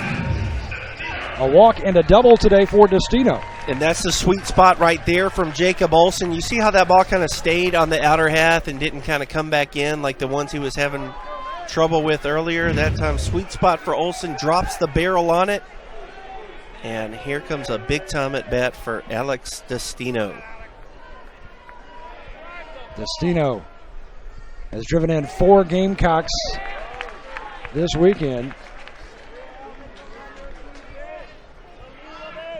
And check that. That's Jonah Bride with the lead. 4 driven in this series so far this weekend. Destino looking for some redemption maybe, Trey, after striking out with some runners aboard yesterday. So far he's had a good game. South Carolina got their only run when he was at the plate in a similar situation, first and second.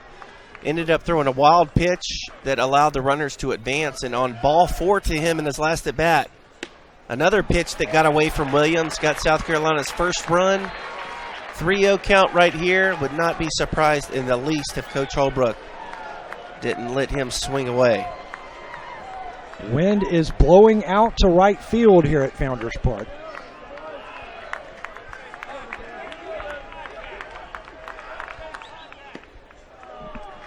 Woo! Probably looking for something middle away or either had the take there. And Alex Destino looking at that defensive shift, much like Seth Beer. Last inning for Clemson, 20 pitches so far now for Eubanks here in the Gamecocks half, as Destino slaps one over to first and easily handled by Andrew Cox as he tosses to Alex Eubanks. And South Carolina strands a pair of runners here in the 5th inning. We go to the 6th in a tie game. Clemson 1, South Carolina 1 here on the SEC Network. We are tied in Columbia. Clemson and South Carolina, one of the nation's top rivalries in all of college baseball. We move to the top of the 6th inning. Another sellout crowd here at Founders Park. Stadium opened in 2009 and 52 sellouts now since then. And South Carolina, Adam Hill, who had thrown 32 pitches in the 4th, comes back in the 5th with 2 runners on, and L.T. Tolbert with a beautiful double play to end the inning. And now South Carolina will face 5, 6, and 7 in the Clemson order, starting with Andrew Cox.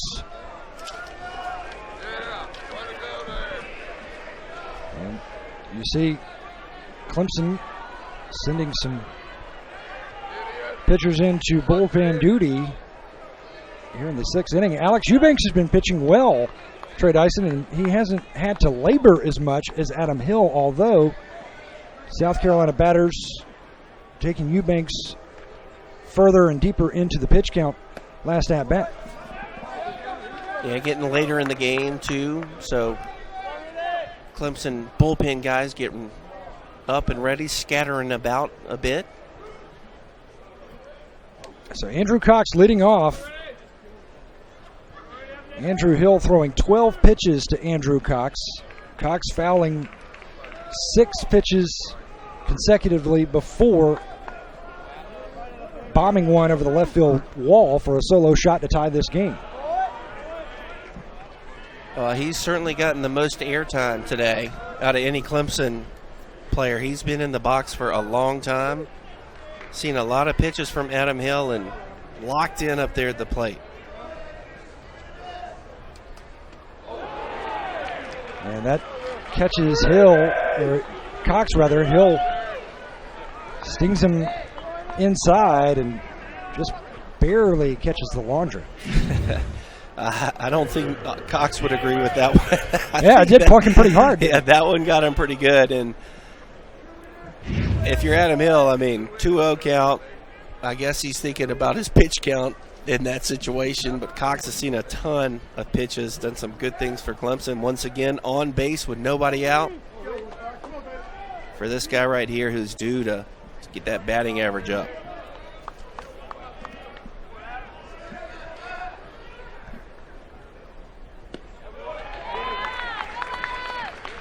So Adam Hill, a couple of hit batters today. Grayson Bird and now Andrew Cox. So no outs here in the top of the 6th inning. And Clemson with Weston Jackson, the right fielder, single and a strikeout, and a runner on first, Andrew Cox.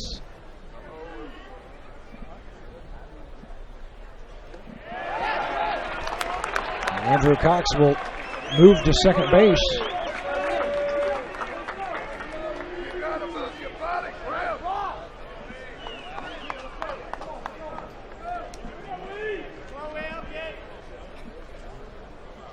Wild pitch from Adam Hill. And Weston Jackson with a runner in scoring position as you look into the Gamecocks dugout. 5th-year head coach Chad Holbrook. South Carolina has been on the losing end of this rivalry series the past 2 meetings. Looking to prevent losing their 3rd in a row today. 99 pitches now for Adam Hill, the sophomore. And that was a big wild pitch right there.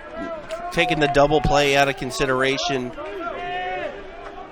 Adam Hill been in these situations before and gotten out of them.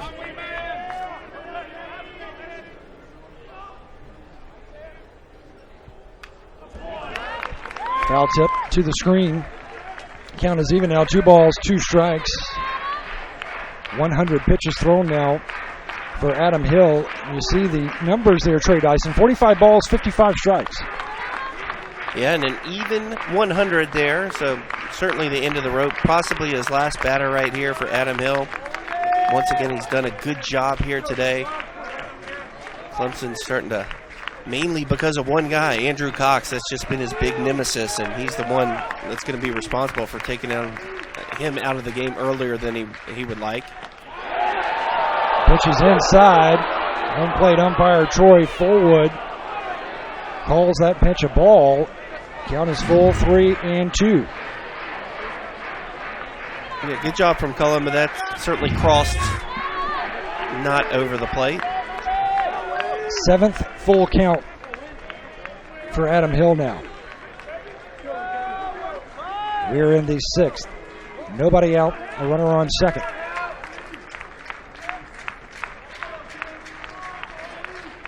Hill with the 3-2. Fouled away. It's just a quality fastball right there from Adam Hill. He knows he's at the end of the rope. He's given South Carolina everything he has right now in this situation. Laboring out there, certainly tired. Good quality pitch and a good job fouling it off from Weston Jackson.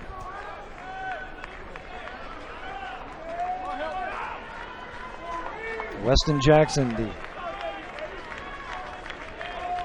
graduate school player from Greer, South Carolina, went to Eastside High School, fouls that pitch away, then played at Presbyterian College in Clinton. Yes, he did. And he hit a bomb last year against South Carolina in that Presbyterian uniform to dead center field. Good athlete. I was wondering where I've seen him before, and that's exactly it, Presbyterian. Had a great career with the Blue Hose and enrolled in graduate school at Clemson, and Monty Lee said, come on aboard.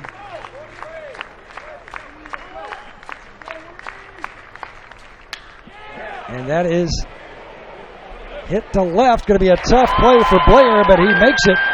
And the runner will tag. Moving from second to third is Andrew Cox. Another nice play in the outfield for South Carolina as Blair tracked that down. Yeah, just a quality at bat from Weston Jackson. Ends up doing his job, getting the runner over to third base. Danny Blair, a good play. Adam Hill, if that was his last batter here today, what a job he has done.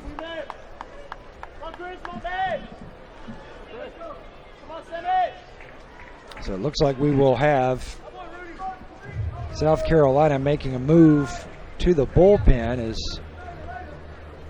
pitching coach Jerry Myers coming out. The Gamecock infield gathering around Adam Hill. Hill today, 5 hits allowed, Trey, 1 earned run, that being the home run that he gave up to Andrew Cox in the 4th on 12 pitches to Cox. And now we will have a pitching change for South Carolina. It will be Coley Bowers, and we'll tell you about Coley's numbers when we return to Columbia in a tie game 1-1 here in the top of the 6th.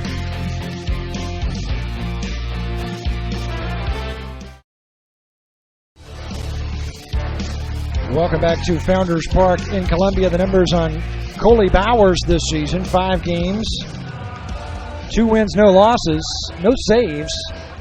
That ERA pretty impressive, 0.00, 7.2 innings of work, 1 walk, and 9 strikeouts. Final line on Adam Hill today, 5 1/3 innings of work for the sophomore. Allowed 5 Clemson hits, 1 run, which was earned, that solo home run to Cox. 3 walks, 7 strikeouts, 104 pitches for Adam Hill, and he got some good effort from his defense too.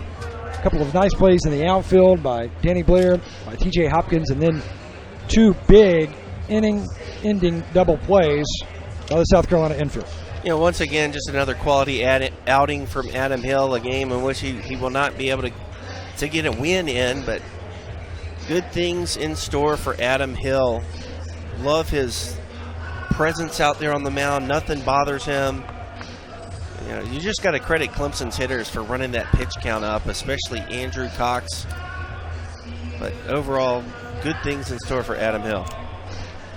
Adam Hill, longest outing this season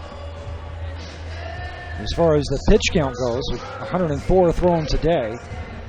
And yes, Trey, he's not going to go down with a chance to pick up the win as the pitcher of record for South Carolina, but he puts the Gamecocks in a situation where they can win this ball game and take this series away from Clemson here at home in a game where you're tied 1-1. However, Bowers has to come in now and make quick work of Chris Williams, especially with a runner on third. And Chris Cullen, very important that he does not allow a pass ball here, or right. We're looking at a 2-1 ball game. Well, they got a veteran group out there with Bowers and Cullen. Coley Bowers worked an inning against Clemson yesterday in relief of Will Crow through 17 pitches. He's got one of the best changeups in the country. His fastball this year has improved tremendously. He's a good quality pitcher out of the pen for Carolina. Right to Jonah Bride. Bride checks the runner, throws over to first, and 1 pitch from Coley Bowers.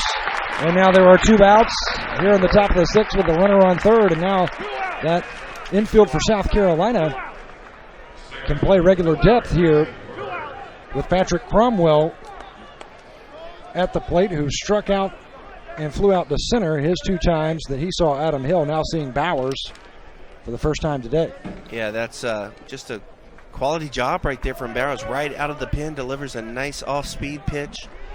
It's the worst place you can hit it with the infield drawn in to one of those corner spots. And the worst guy to hit it to, Jonah Bride. He's Mr. Consistency over there. As Grayson Bird standing in, Cromwell would be on deck if Bird reaches. He grounded into a double play, Bird did today, and was hit by a pitch in the 4th.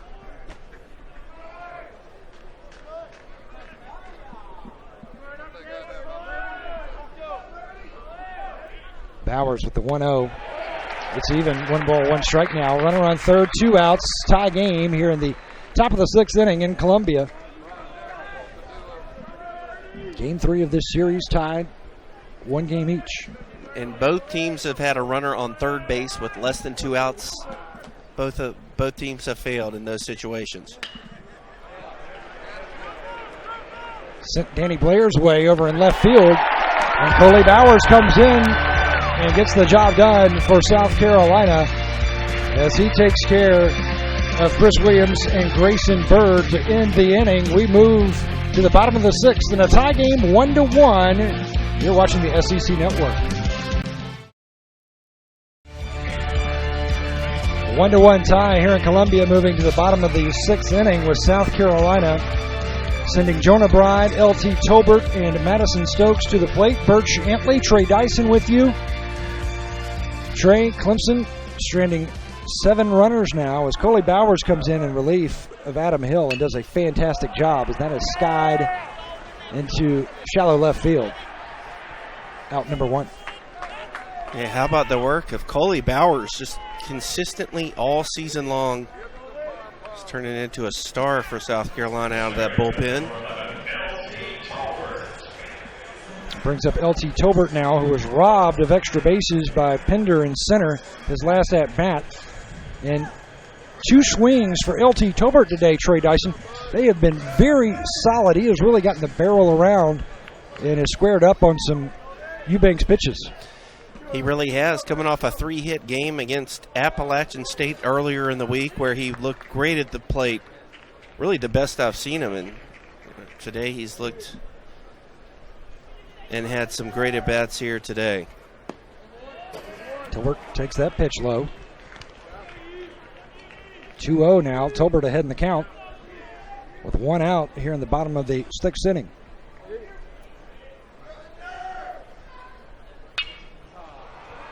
Tolbert slicing underneath that. High pop fly over to right field, and Weston Jackson is there, and 2 outs now quickly for Alex Eubanks, and he needs to make quick work of South Carolina if he wants to. He does, but at the same time, when you see those high pop-ups like that, especially from down in the order guys, it's got to kind of concern you a little bit because those guys are seeing the ball relatively well, putting good swings on it, and you got to start, questioning yourself here because you don't want to make a mistake and give up a home run to put your team down. Madison Stokes, 0 for 2 today. 0 for 9 in this series with Clemson over the weekend. Yeah, those are 2 pitches as well to Madison Stokes in this at-bat. He's missed his spot, so that should be telling those guys over there, hey, might be the end of the rope here for Mr. Eubanks. Not to say that he can't get out of it, but you want your guys to be sharp, and when you see them start to missing their spots more often than not, typically a sign of fatigue. He's done such a good job here today. Madison Stokes grabbed by Cromwell. The throw over not in time as Stokes records his first hit against Clemson this weekend. And the Gamecocks have a base runner aboard now for Chris Cullen, also hitless against the Tigers. Nice effort and athleticism right there from Cromwell, but Madison Stokes gets down the line extremely well. Good base hit for him to keep the inning alive, much like last half inning where Matt Williams got on base. They started up a semi-rally with 2 outs. Cullen 0 for 2 today. Now 0 for 5 this weekend. Now there was a quality fastball from Eubanks right on the outer half and delivered it with authority. Did not miss his spot. At this point, you worry about whenever they're set up away and it leaking back over the plate. That's when you worry as a pitcher. You want to make sure you don't do that. Cullen watches that outside for a ball. Chris Cullen snapped out of the slump that he was in last week, earlier in the week, Trey, with a big home run to left field against Appalachian State. 100 pitches thrown now for Eubanks.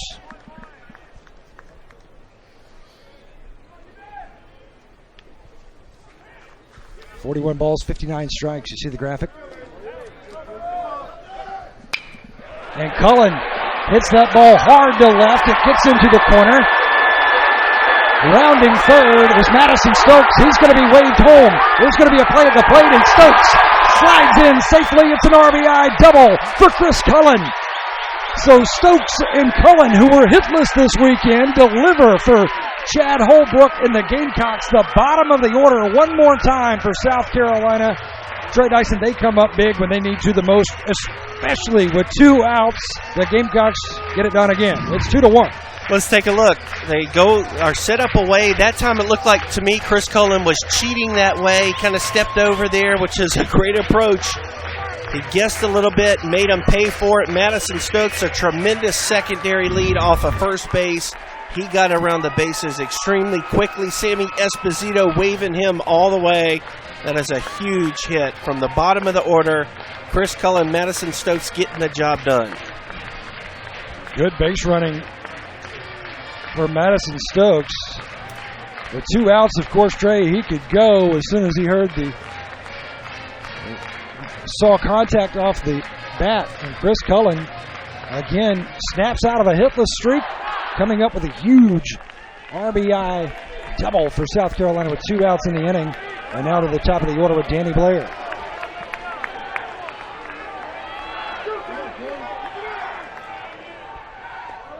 The part I liked about it the most was it looked to me like, hey, he made an adjustment. He said, okay, if I get beat, I'm going to get beat in. I'm going to go, guess away.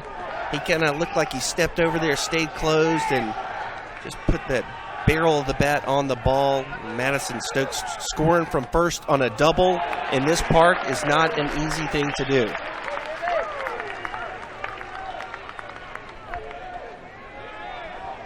This should be close to a career high for number of pitches thrown by Alex Eubanks, if he has not eclipsed that mark already.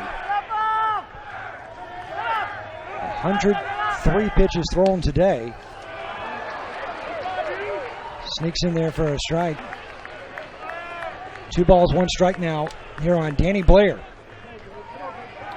Gamecocks lead 2-1. A 2-out double off the bat of Chris Cullen to score Madison Stokes from first.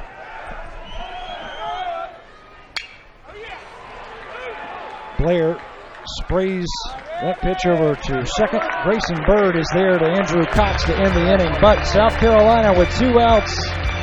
A double from Chris Cullen scoring Madison Stokes. They take the lead over Clemson 2-1 to end the 6th.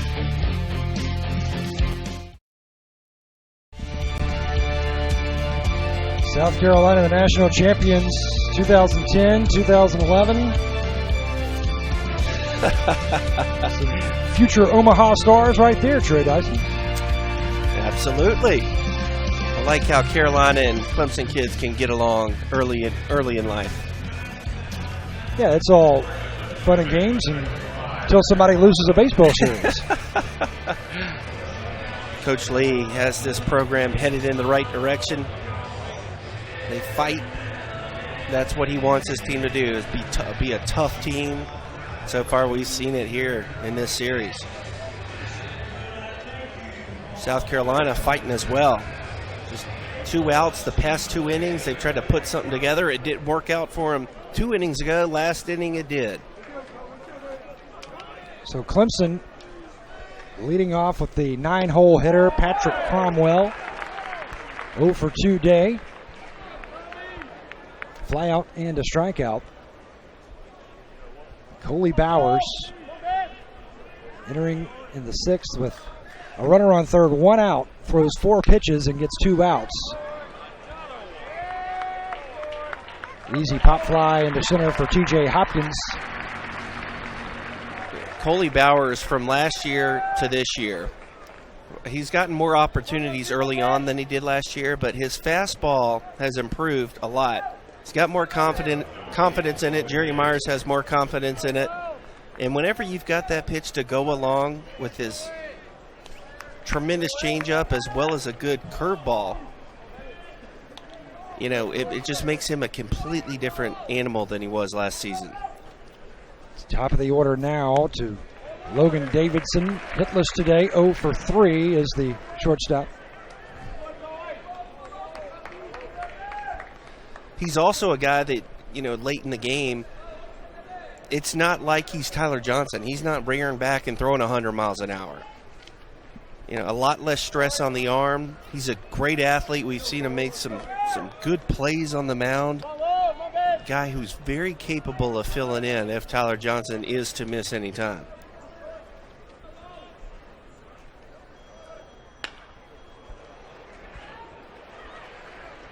Stokes makes the play at short off a looper from Logan Davidson, and Davidson now 0 for 4 on Sunday here against the Gamecocks, and now Reed Rollman with 2 singles in the center today and a fly out. The thing that's amazing to me so far is he's gotten 2 outs against Clemson players this inning. They've both been on changeups, and Clemson hitters have been in front of both of those pitches. But the fact you haven't seen the swing and miss, because he generates a lot of those with his changeup, so that tells me that Clemson at least has a game plan to maybe look for that pitch. Outside. That being said, I'm sure both of those hitters would have preferred to swing through those pitches. And now with Bowers, Trey, with that changeup that he has, he's as comfortable throwing that change to lefties as he is to righties, but he also can get you with that fastball too, which is surprising. Yes. Well, I think the most surprising thing about it is that changeup is as effective to lefties as it is to righties. Rarely do you see that at any level of baseball. And then he's got that to go along with it. So as a hitter, Reed Rollman not excited about that call, but you got to worry about the fastball, that changeup, and then he breaks the curveball out on you. Old Uncle Charlie has come to town, and now it's almost impossible if you're a hitter. 1 ball, 2 strikes with 2 outs to Reed Rollman, the veteran for Clemson. Bowers, the veteran for South Carolina, plucks Rollman. And no, we're going to call batter's interference. Rollman is going to be out, right? He won't be out. They'll just call it a ball.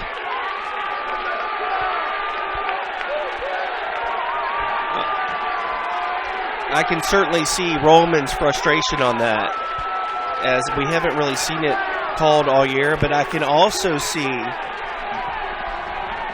the argument from Troy Fullwood as well.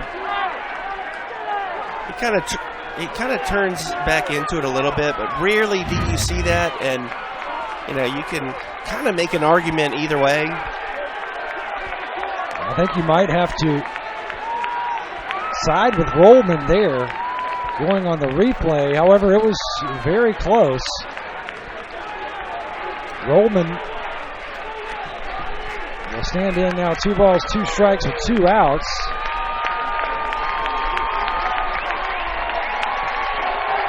And now, Founders Park on their feet. It is standing room only here in Columbia.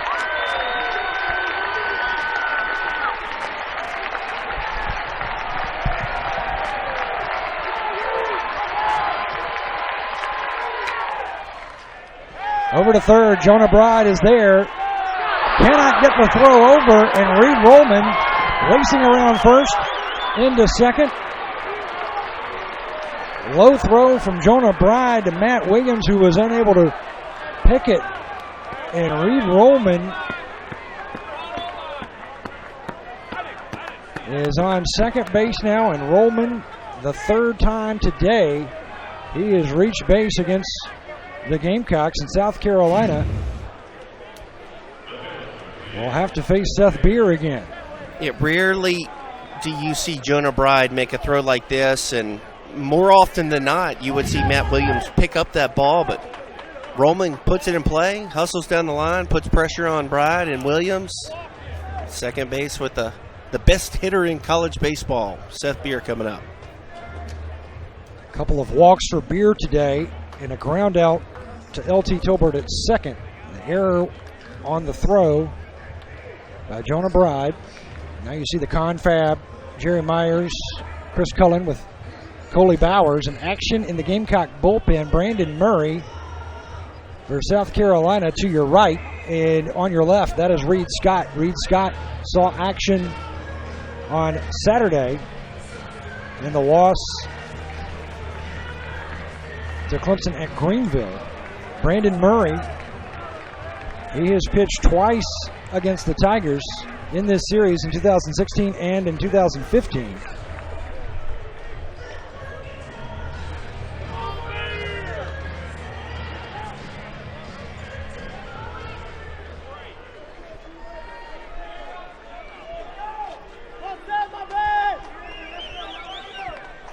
An intentional walk coming up here, a free pass for Seth Beer, as Coley Bowers and the Gamecocks do not want to monkey around with one of the nation's best clutch hitters in Seth Beer, last year's Player of the Year nationally as a freshman. Late in the game here, you have a 1-run lead. 2 outs. Right-handed batter on deck. Smart decision. That's pick your poison. You've got Chase Pender on deck, Trey, who is 0 for 3 today, 2 strikeouts, and he grounded into a double play, or lined into a double play, rather, his last at-bat. Tolbert doubling up the runner, Seth Beer at first. But Pender has come through in the clutch, especially for the Tigers in this series, this rivalry against South Carolina. Well, this is where you make your name if you're a player in this series, is getting the big hits when they count the most, and Pender has certainly done that throughout his career. Coley Bowers trying to make a name for himself in this rivalry right now. Pender has driven in 6 runs in his career against the Gamecocks. First pitch is a ball from Coley Bowers. Runners on first and second. Rollman reached on a throwing error. Intentional pass to Seth Beer, who is at first.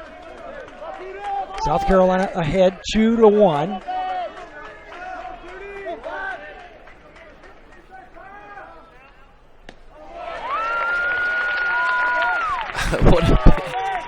What a pitch right there from Coley Bowers. 0-0 count. Did not get the call. Goes right back to it. Just such a tough pitch to hit. That changeup, knowing that he's got the fastball to go along with the breaking ball. The 1-1. Wow. And Troy Fullwood, home plate umpire, disagreeing with this Founders Park crowd. Well, let's take a look at it. You can certainly see, Fullwood probably thinking that might be up in the zone.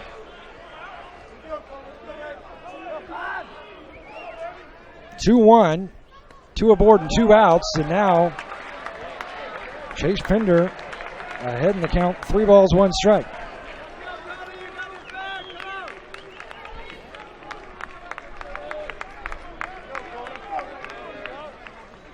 Coley Bowers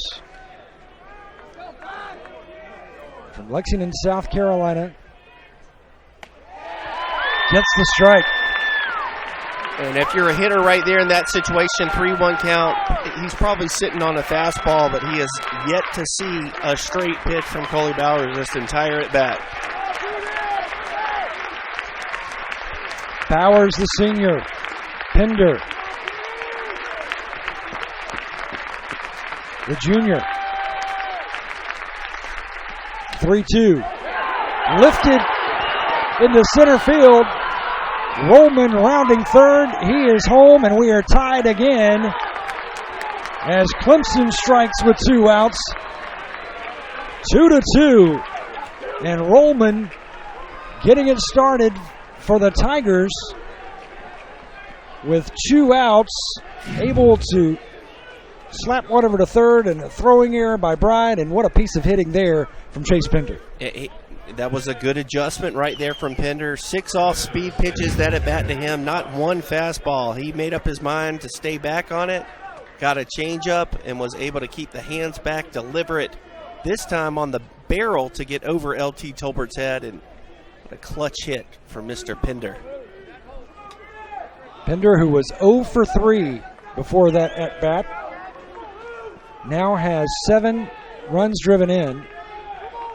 in his career against the Gamecocks. 20 pitches thrown now for Coley Bowers here in the 7th after getting the first 2 batters, Cromwell and Davidson, quickly. He's had a battle against Rollman, issued the intentional walk to Seth Beer, and then Pender takes him deep in the count. He sure did, and just Clemson capitalizing on a South Carolina mistake. The error on the ground ball from Rollman, the intentional walk, and Pender makes him pay. Called strike. Andrew Cox. The solo home run for Clemson in the 4th. A walk and was hit by a pitch by Adam Hill to lead off the 6th inning. We are tied 2-2 with 2 outs and 2 aboard here for Clemson at the corners. A 1-1 count. Outside, 2-1.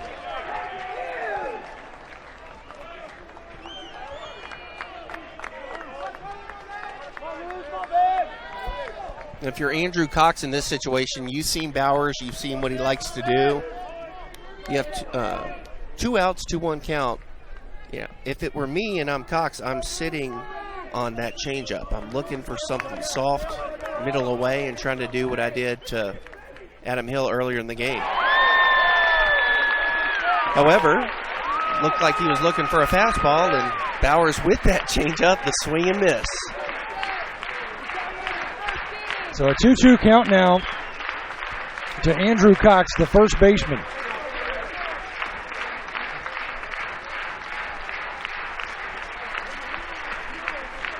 Andrew Cox playing in his 12th game of this rivalry, dating back to 2014. Runners at the corners with 2 outs.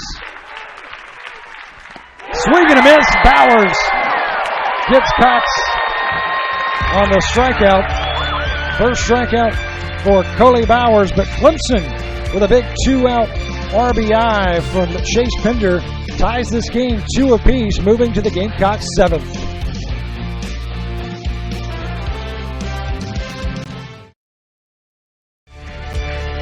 We are tied in Columbia at Founders Park here in the 3rd game of this series between South Carolina and Clemson.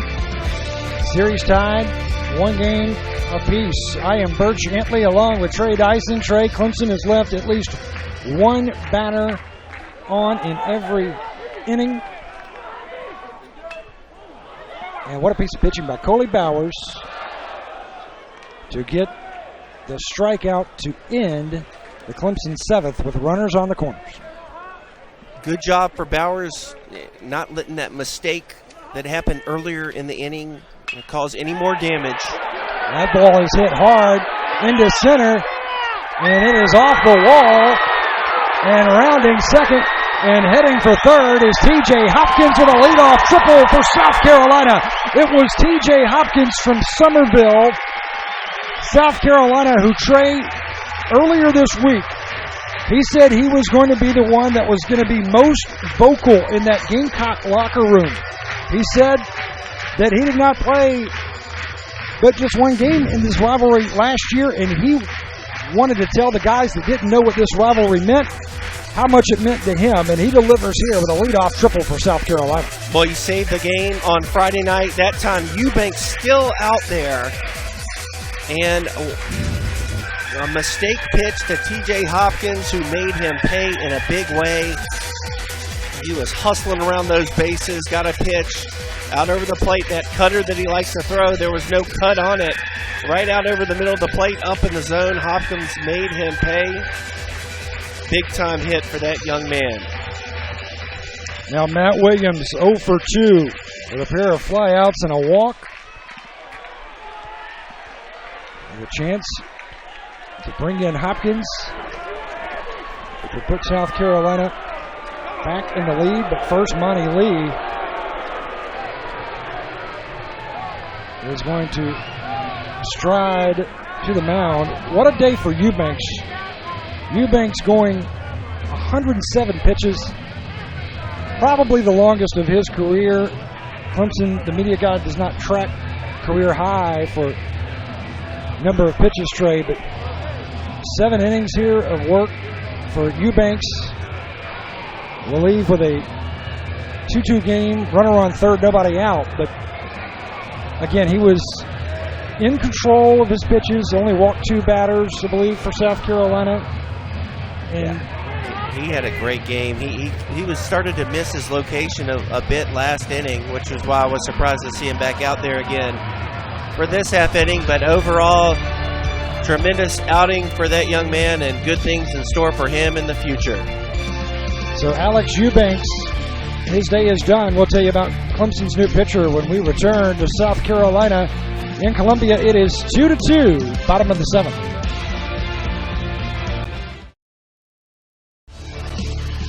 So Clemson going with the freshman lefty from Moore, South Carolina, Jacob Hennessy, who will be making his 3rd appearance of the weekend. And Trey, you see the numbers for the season on Hennessy.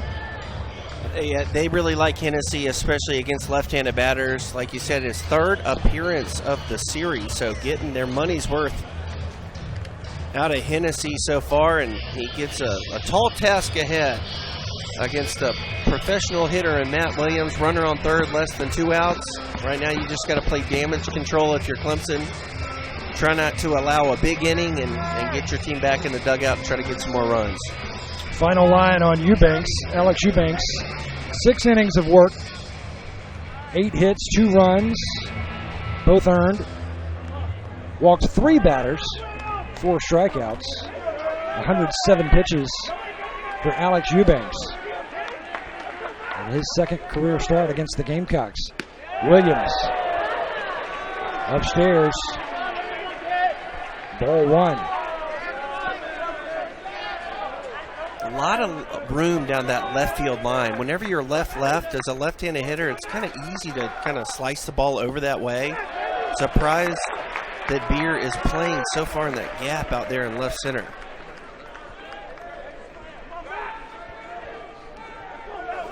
Runners in scoring position. Matt Williams, 3 hits. I could see it maybe with a right-handed pitcher. Opposite field. It's going to be a big run for Beer. Makes the dive. It's to the wall. And easily scoring from third base is TJ Hopkins, and a big RBI double for Matt Williams in the left field. Nobody out. South Carolina leading 3-2 over Clemson, and a 10-game hitting streak now for Matt Williams. Well, and just kind of exactly what I said, right? Just left. And typically, great job of hitting for Matt Williams, but you got to get an out on this play, and that would have been a sacrifice fly, but a little perplexed as to the defensive alignment there, especially with the left-handed pitcher on the mound.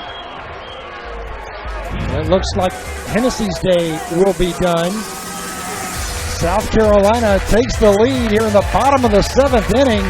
TJ Hopkins a leadoff triple, and then Matt Williams delivering with a stand-up double to left field to score Hopkins.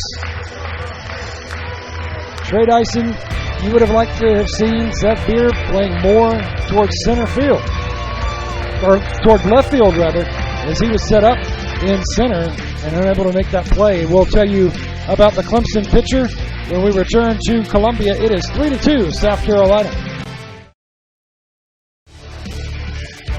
New pitcher for the Clemson Tigers, it is Brooks Crawford, making his 5th appearance of the year. The sophomore from Bishop, Georgia. 2 wins, no losses, no saves. ERA at 0. 7 strikeouts, no walks. Coming in as reliever, Brooks Crawford for Clemson.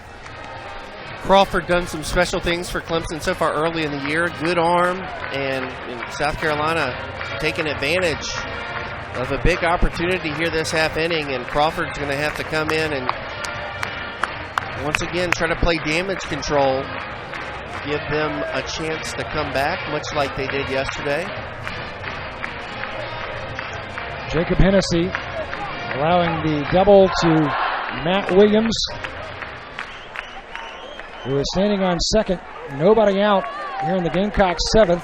South Carolina leading Clemson 3-2 now, and Jacob Olson, who singled his last time up. First pitch is low for a ball. Yeah, typically in this situation, runner on second base, nobody out. If you're Olsen, you got to move that runner over, especially with Destino on deck. Coach Holbrook letting him swing away here. Called strike.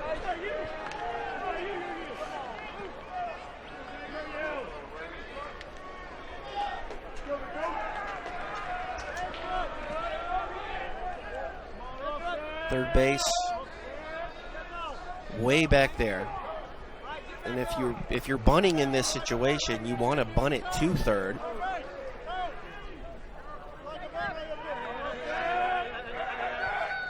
Olsen swinging away. With nobody out, Trey, Matt Williams, a very good base running first baseman at second base. He's certainly not the fleetest of foot, but he has good awareness out there on the base paths. We've seen Matt Williams score all the way from first, however. He's just a fundamentally sound base runner. He always has that situational awareness about him, it seems. He does. And you know he feels good. Typically on that ball that was thrown low to him from Jonah Bride that ended up helping Clemson score a run, typically Matt Williams will pick that ball. So you know he feels good getting a big hit. And Crawford has to feel good about the punch out of Jacob Olsen there as he strikes out Olsen looking. Nice pitch from Crawford. Perfectly executed pitch on the outer half, and it's the second time South Carolina's had a runner on second base today with nobody out, and the second time they failed getting him over. A chance for Alex Destino now. A double, a walk, and a ground out to the first baseman. His last at bat with runners aboard in the fifth.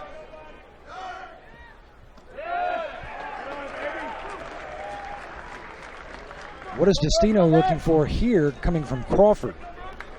Well, Destino just really needs to stay within himself, and whatever he's looking for, he needs to commit to it, whether it be middle away or middle in.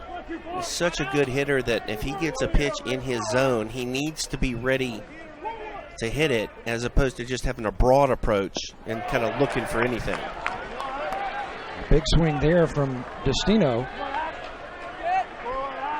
Swings over that pitch from Crawford. Count is even, 1 ball, 1 strike. You see the shortstop, Logan Davidson, almost playing directly behind Williams, leading off of second, almost directly behind the second base bag.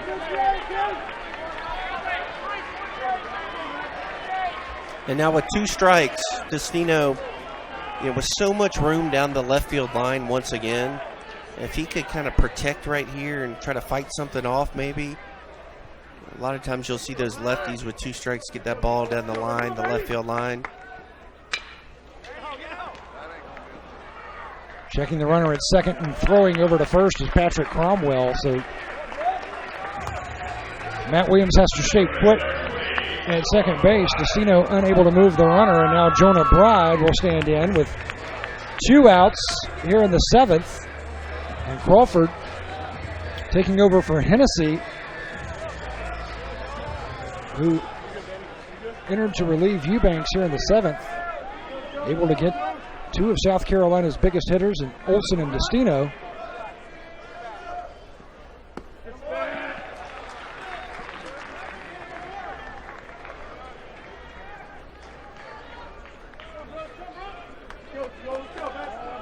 Oh for 3 day for Jonah Bride.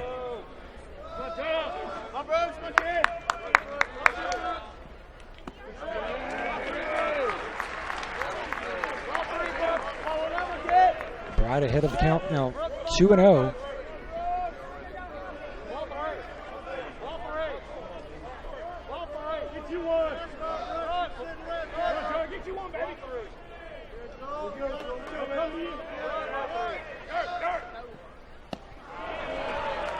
Big swing there from Jonah Bride. And a nice pitch. 2 balls, 1 strike now. As Crawford coming in for Hennessy, doing a nice job so far for Clemson. He really is. Yeah, fell behind 2-0. Jonah Bride gets a pitch out away from him. Swung through a miss. At that time, it looked like Bride was looking for something maybe middle in, which, that pitch perfectly located on the outer half. Certainly a pitcher's pitch and a pitch that Bride is comfortable taking. 2 balls, 2 strikes, 2 outs, runner on second. In the dirt, count is full to Jonah Bride now. With L.T. Tolbert, who has hit the ball well today. 1 for 3, but he has hit all 3 very sharply.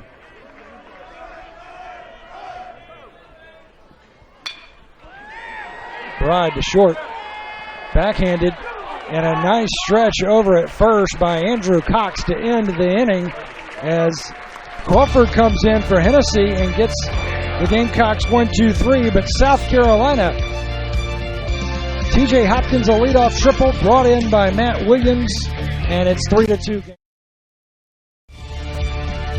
Another sellout crowd, 8,242 filing in for this rubber game between South Carolina and Clemson in this Palmetto Series. This storied rival, one of the best in college baseball in Founders Park. One of the best places to see college baseball such as this, Trey. 3-2, South Carolina leading. And it looks like Reed Scott coming in relief for the Gamecocks. Coley Bowers, what a job he did. What a job he did, and Reed Scott looking for redemption here today. A valued member of the South Carolina pitching staff for such a long time. Had a tough outing yesterday. Looking to make amends for it today. 5th appearance against Clemson in his career. Flashing bunt, Weston Jackson, as he has 6, 7, and 8.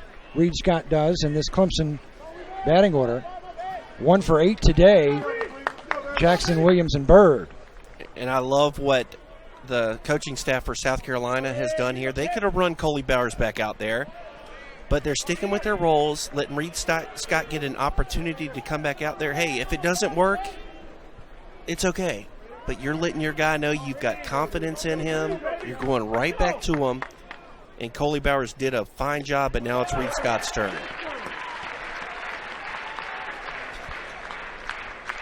One ball, 2 strikes. Reed Scott ahead of Weston Jackson, the right fielder.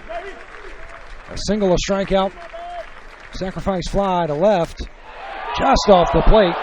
Missing for ball 2. Reed Scott in relief Saturday in Greenville. Gave up 3 earned runs, a couple of walks, 3 hits. Wow, what a take from Weston Jackson. Jackson, a quality at bat his last time up. Danny Blair made a really good play on him out there in left center field. What an addition for Monty Lee to get this kid. Count is full. Here's the 3-2. And Reed Scott walks Weston Jackson. A big at-bat there, quality at-bat for Weston Jackson, Trey. Yeah, Weston Jackson and Andrew Cox back-to-back in the order for Clemson. They put together some quality at-bats here today. It was a brave take, if you will, if you're Jackson, as that pitch has been called a strike at times today, but certainly the right call there. Good at-bat, walk. Clemson fighting back. Runner on first, no outs now for Chris Williams. Williams, a single in the 4th.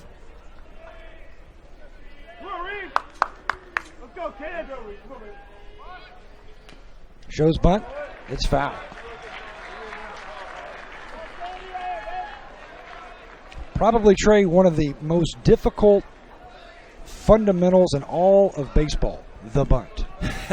A lot of people would disagree with you, Birch. A lot of people think the bunt should be the easiest thing to do in baseball, but we've certainly seen some adventures with it here. especially this season. And like I've said before, to me it's more of a culture thing than anything else. Neither South Carolina or Clemson, wake up in the morning saying, hey, I want to be a great bunting team. It's just like shooting free throws. Yes, I would say, but I would say free throws would be more of a subjective type thing. You can't will yourself to the free throw line, but you can lay down a bunt whenever you want to. But it's not a staple in either program, really. They want to hit doubles. They want to hit bombs. They don't want to bunt. And now the bunt is taken out of play with 2 strikes. Here's the 0-2. Just misses. Again, the Founders Park crowd letting Troy Fullwood know their disagreement. Let's take a look. Once again, Reed Scott's been peppering that spot. It probably is a little off the plate. I think if you have any disagreement as a Carolina coach, you'd say, well, it's been called a strike at times today, which it has. Throw over from Reed Scott to Williams is high. South Carolina fortunate there. Reed Scott has a great sinker, and if he throws it properly, can get some good late life on it, which can develop into a lot of weak contact ground balls. Williams certainly a double play candidate at the plate. Scott delivers the 1-2. And he tried it right there. Loved the pitch selection from Reed Scott, but Williams able to foul it off.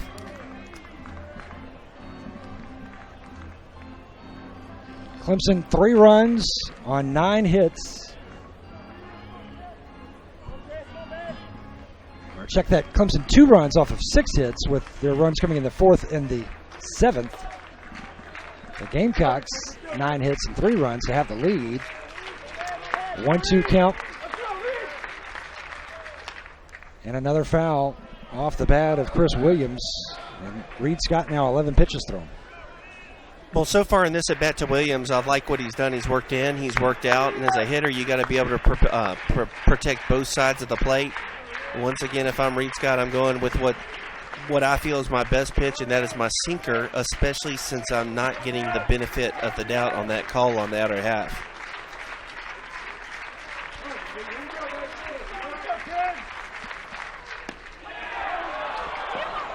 Scott misses low.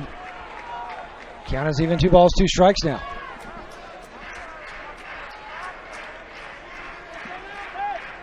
Chris Williams getting his first start this weekend at catcher in place of Robert Jolly.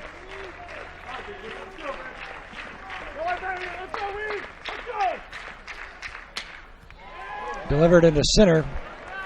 And TJ Hopkins one step in to make the catch, first out of the inning. It's probably got to feel pretty good for TJ Hopkins, don't you think? One that he doesn't have to really stress out for. Good battle there from Reed Scott. Williams unable to move the runner. Will drive a coach crazy. We've seen some outstanding plays in the outfield really all weekend. Jerry Myers and the Gamecocks will go to the bullpen once again. So Reed Scott, his day will be finished, walks the batter, and then gets Chris Williams to fly out. We'll tell you about the new Gamecocks hurler when we return to Columbia. It's South Carolina 3, Clemson 2, top of the 8th.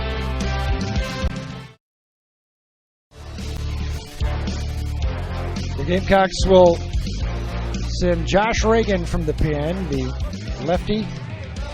6 games he has appeared in this season, all in relief. 1-0 on the year with an ERA right at 1.0 through 9 innings of work. 1 walk, 12 strikeouts for Josh Reagan out of Lexington, South Carolina. Josh Reagan, as a freshman, Trey, he started Game 3 in this rivalry with Clemson. Not the best of days or the best of memories that year for Josh Reagan, but he comes in on Friday night, pitches well here in this series over the weekend up at Clemson. He has done a tremendous job for South Carolina, and if you're a South Carolina fan, coach, or player, this is all you can hope for in this series. Get a chance late in the game, bring this kid in who's deserved the opportunity to come in here. He's not just a pitcher, he's a great athlete, fields his position extremely well, holds runners extremely well, can pick off guys, throws all of his pitches for strikes, works in and out, and just a great competitor, a guy you want late in the game. South Carolina has that chance right here. So Josh Reagan making his 4th appearance against the Tigers in his career, going back to 2015. He was the Game 3 starter then. Pitched in Game 3 last year, Game 1 this year, and now trying to close things out for South Carolina. Clemson with a runner on first, 1 out. Here in the top of the 8th inning, South Carolina using Adam Hill to start. A good day for Hill. He just ran up into Clemson batters, took them deep into the pitch count. Well, he ran into Andrew Cox, yes, essentially, and Weston Jackson. They saw a lot of pitches and ran him out of the game, but good outing from Adam Hill. Josh Reagan not afraid to work both sides of the plate. Pinch hitter Jordan Green with the bat for Grayson Bird.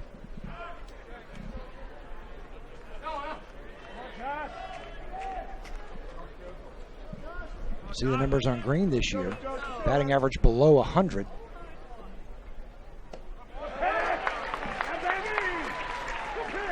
There you see the changeup from Josh Reagan. Also has a sharp breaking ball to go along with a fastball that's gotten better every year he's been at South Carolina. Josh Reagan ahead of Green here.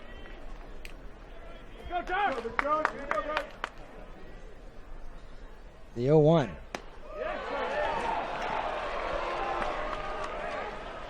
Just misses. Belt high.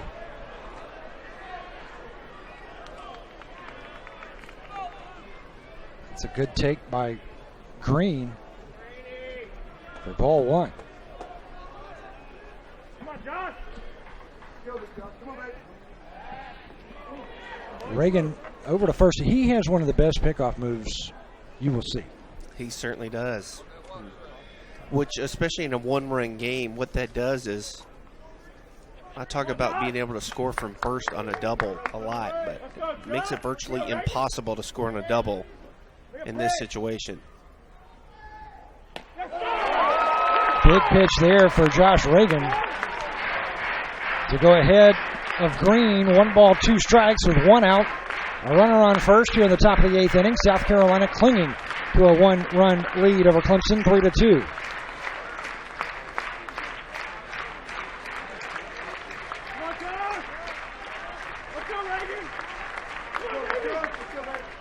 Green wants time.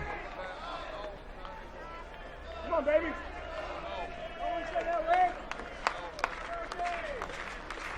Come on, baby. Come on, Maddie.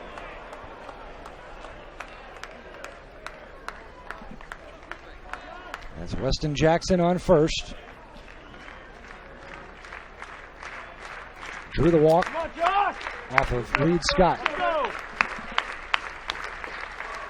The 1-2. Josh Reagan gets the strikeout as he gets Jordan Green swinging for the second out of the inning. Yeah, shades of Tom Glavine right here from Josh Reagan, just picking on that outer half and letting Green see that pitch. To him, looks like it's in the zone. The bottom falls out of it. Great arm action on that changeup from Josh Reagan.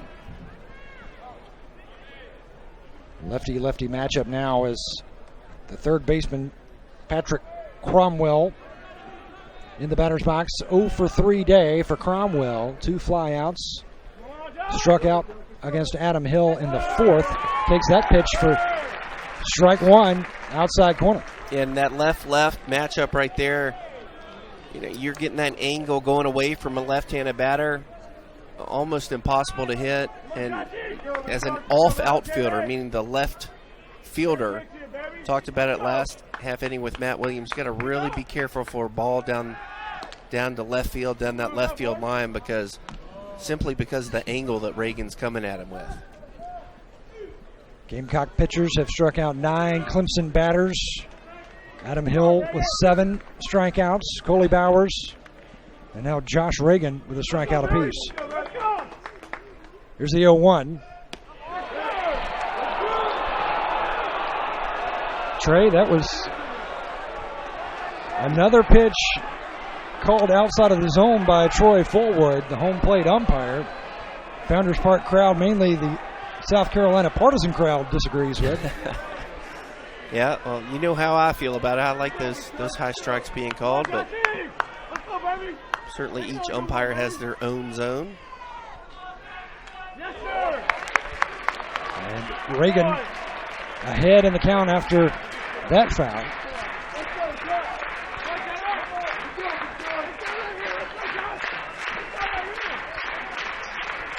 One ball, 2 strikes with 2 outs. Tying run for Clemson at first. Go ahead run at the plate. Cromwell 0 for 3 today. Reagan trying to shut down the Tigers. Check his swing. Yes, he went. Says third base umpire Chuck Pack.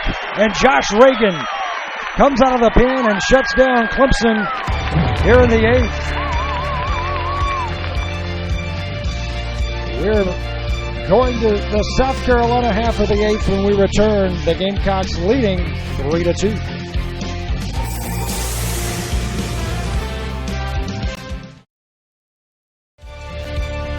South Carolina sending the bottom of the order to the plate to begin the 8th inning. And Trey Dyson, Andrew Cox tying this game up 1-1 with a solo shot out to left off of Adam Hill. Then in the 7th inning, Clemson taking the lead off of this little slapper. But then the Gamecocks, Matt Williams driving in. TJ Hopkins, who led off that inning with a triple. 2 runs scored today for TJ Hopkins. Madison Stokes with the other for South Carolina. They lead 3-2. Good quality baseball game. What more can you ask for? Game 3 of this series. Probably the cleanest game played here so far in the series, Game 3. Yes, and for South Carolina, 3 runs today on a Sunday. The most runs South Carolina has produced on a Sunday so far this season. That's right. Looking for their first Sunday win. LT Tolbert was robbed in the 4th inning. Just a great play by Chase Pender, diving to the track, making the grab over his shoulders. Just a wonderful catch by Pender. We've seen some great work in the outfield this weekend. It's going to be a tough play at third to get the speedy LT Tolbert, and he is safe at first. LT Tolbert reaching base for the 2nd time today. Coming off the bat, you knew that was going to be a tough throw for Patrick Cromwell. Yeah, LT Tolbert gets down the line pretty well from the left side. 2 strikes, just pokes it over there. And correct call. Good job, LT Tolbert. Looked much better at the plate this week. Has played a solid second base all season long, doing good things at the bottom of the order and in the field for South Carolina. LT Tolbert with that huge inning-ending double play. Back in the 5th inning, Clemson had runners on first and second with Chase Pender at the plate and only 1 out. He made a nice catch at second on a looper, and then quickly throwing over to Matt Williams at first to double up Seth Beer. LT Tolbert at first, and now Madison Stokes 1 for 3 today. Yeah, and Stokes calling on the bunt. Clemson extremely aggressive, crashing in on Stokes, trying to get the lead runner at second base. If I'm Madison Stokes, I'm pulling that baby back and just slashing at it, because if you bunt it, they're all on top of you. But if you hit it, I mean, you hope they're obviously going to be okay. You don't want to hit anybody, but you also don't want them crashing in on you like they were on the last pitch. Pitches outside. Stokes able to check his swing, and Fred Cannon over at first agrees. 2 balls, no strikes here on Madison Stokes with a runner aboard. Nobody out in the Gamecocks' 8th, leading by 1, 3-2. In that time, both Cromwell as well as Andrew Cox on the corners, which they were much more reserved and crashing in on Madison Stokes.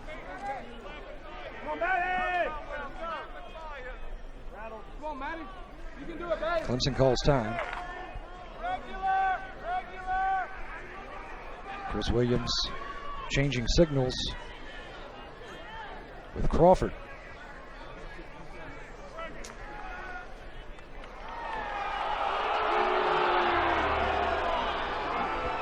Time called again, Trey, by Chris Williams.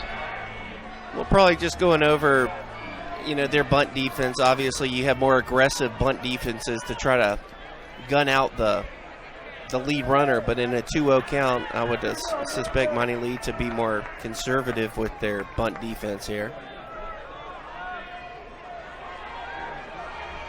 Stokes with a 2-0 count.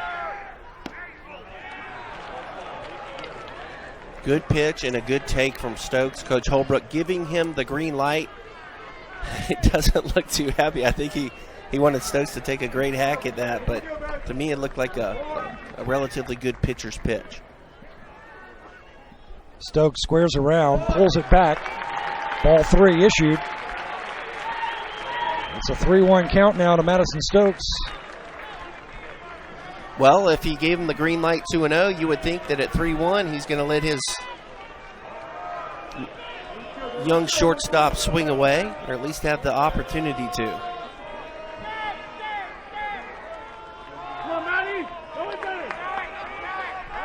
Throw over.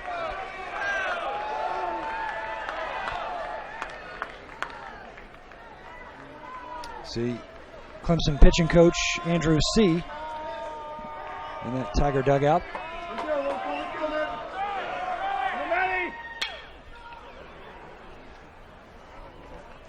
All right, Stokes got away with one right there, and once again a pitcher's pitch in a hitter's count. Outer half, and you're not going to do much with that pitch other than roll over it. So Stokes, lucky that ball was not in play, otherwise you're looking at a potential double play. Got to be more selective in those hitters' counts. Count is full. Runner going. Chance for 2. Green over to first. And the Tigers pull the double play as Madison Stokes made that easy for Logan Davidson at short. And Coach Holbrook has got to be shaking his head right now. Gets the runner in motion on a 3-2 count, which is a smart call right there, but LT Tolbert unable to make it down there in time to break out the double play. That's the whole reason why he sent him in motion, was to avoid having something like that happen, but unfortunately did not work out for South Carolina. 2 outs now, and the base is cleared. It's Chris Cullen, who brought in the Gamecocks run back in the 6th inning on the double to score Madison Stokes. Monty Lee going to his bullpen again. Crawford gets the job done for the Tigers, however, and we'll tell you about Clemson's new pitcher when we return after this here on the SEC Network.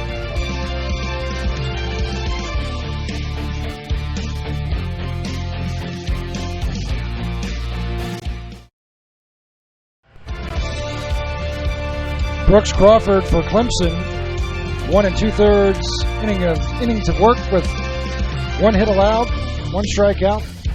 Faced 5 Gamecock batters. Now it's Jeremy Beasley's turn for Clemson. 3 appearances this year for Beasley. 1 walk, 4 strikeouts, and he will face Chris Cullen here with the bases empty and 2 outs. Trey Dyson. Chris Cullen delivered a big blow earlier in the game against starter Alex Eubanks, driving in Madison Stokes to put South Carolina up 2-1. Done a nice job behind the plate as well. Crawford getting Madison Stokes to ground into that double play at short, and that was Jordan Green, who had just come in defensively at second Good to turn. make a good play as well and a good turn. And a good job by Logan Davidson, too. A lot of times when that runner's off with the pitch, typically, or not all the time, but sometimes they'll just concede and let the runner get second base because he was off with the pitch. But that time, he didn't take anything for granted. He went ahead and said, hey, I got time to turn 2 right here. So nice execution from Clemson. And a good job from Crawford. He was in a 2-0 count as well as a 3-1 count, fought back and got that big double play. Cullen with a 2-2 count now with 2 outs. Jeremy Beasley, junior out of Toombs County High School in Georgia. Bounces one to the catcher, Williams. As much as people have raved about South Carolina's bullpen, this Clemson Tiger bullpen has been equally impressive this year. They really have talented kids. Not the hype with a guy like Tyler Johnson per se, but overall quality pitching from Clemson out of the bullpen this season. And a good mix of veteran guys with some newcomers. Walk issued here to Chris Cullen with 2 outs. Gamecocks a runner aboard now for the top of the order in Danny Blair. Yeah, that time from Beasley, the 2-2 pitch, looked like he tried to throw some sort of a split finger or something, possibly got away from him. And when you're 3-2, you got to be perfect. He wasn't. Cullen gets on base.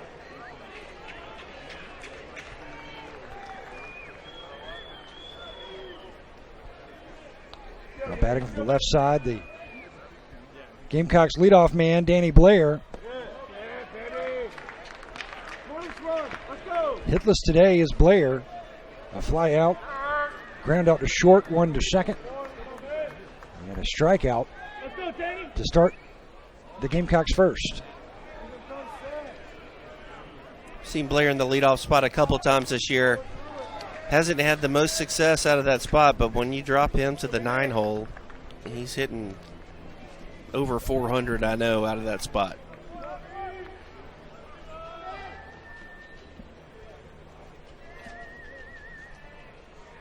Beasley to Blair. Fouled away. Beasley's got a good arm. He'll run it up there in the low to mid-90s.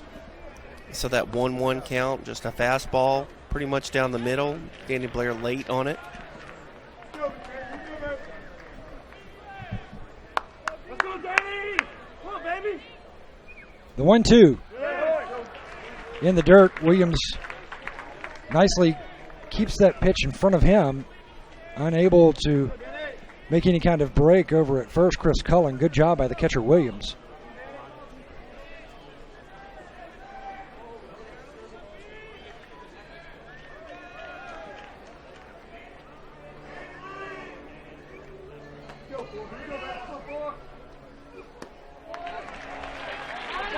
And Danny Blair has run this count full now, Trey. 3 balls, 2 strikes. TJ Hopkins on deck if Danny Blair can reach. And TJ Hopkins, a whale of a game today for South Carolina. If you're Beasley, you want to deliver a strike right here, right now. Certainly don't want to have to face Hopkins. And Danny Blair, quality at bat with 2 outs for Blair. Back-to-back walks issued by Beasley. Cullen and now Danny Blair, and with 2 outs, the Gamecocks with 2 runners aboard. And TJ Hopkins at the plate. Hopkins today, 3 for 4. 2 singles, a triple, a strikeout, and he has scored 2 of the Gamecocks' 3 runs.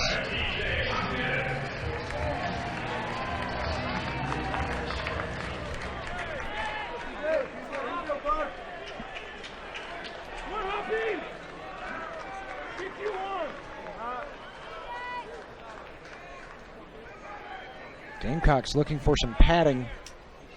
They want a little cushion going into the 9th inning, Trey. Yeah, well, if you're Hopkins right here, you got to take a look at what's happened before you. Beasley, he's erratic. He's kind of all over the place, and what that means is he's going to probably most likely throw you a really good pitch to hit because he's not spotting up on that outer half like we've seen some pitchers do. And whenever you're you're not really hitting your spots, you're not going to get the benefit of the doubt on those calls, and more than likely you're going to miss your spot and get you something good to hit out over the plate. Hit hard off the glove of Beasley, who will field nicely over to first to end the inning. Beasley gets out of a jam as T.J. Hopkins put it on the screws, but Beasley able to make the play. It's 3-2 South Carolina, moving to the ninth inning when we return to Founders Park.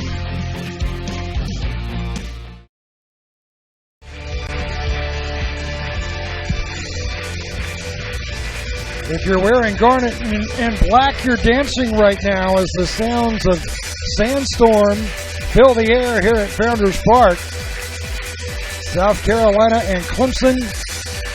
This great rivalry, rich in tradition. South Carolina, Trey Dyson trying to win this game, win this series for the first time in 2 seasons. You look into that Gamecock dugout. Hello, everybody. I am Bert Chantley. Trey Dyson with me. So glad you could be here for just a fun college baseball game. This is what it is all about, Trey. Heck yeah, this series is awesome. 3 games in 3 different venues. You do well in these games, you can find yourself in a broadcasting booth one day. Very true. Speaking of Trey Dyson, not myself. So Josh Reagan, after striking out Dean and Cromwell back-to-back to end the 8th, has the top of the Clemson order to work with here, facing Logan Davidson. Davidson hitless today, the leadoff batter for Clemson, but he's ahead in the count. Now Reagan issues a strike. No Tyler Johnson today. Josh Reagan getting the ball after taking over for Coley Bowers and Reed Scott. The bullpen for South Carolina so far this season has been very good. Swing and a miss. 2-2 count now. South Carolina, Trey, trying to win the Palmetto Series and an SEC Women's Tournament Basketball Championship all on the same day. The Dawn Staley-led Gamecocks leading Mississippi State by 10 with 16 seconds left up in Greenville. Pitch is outside.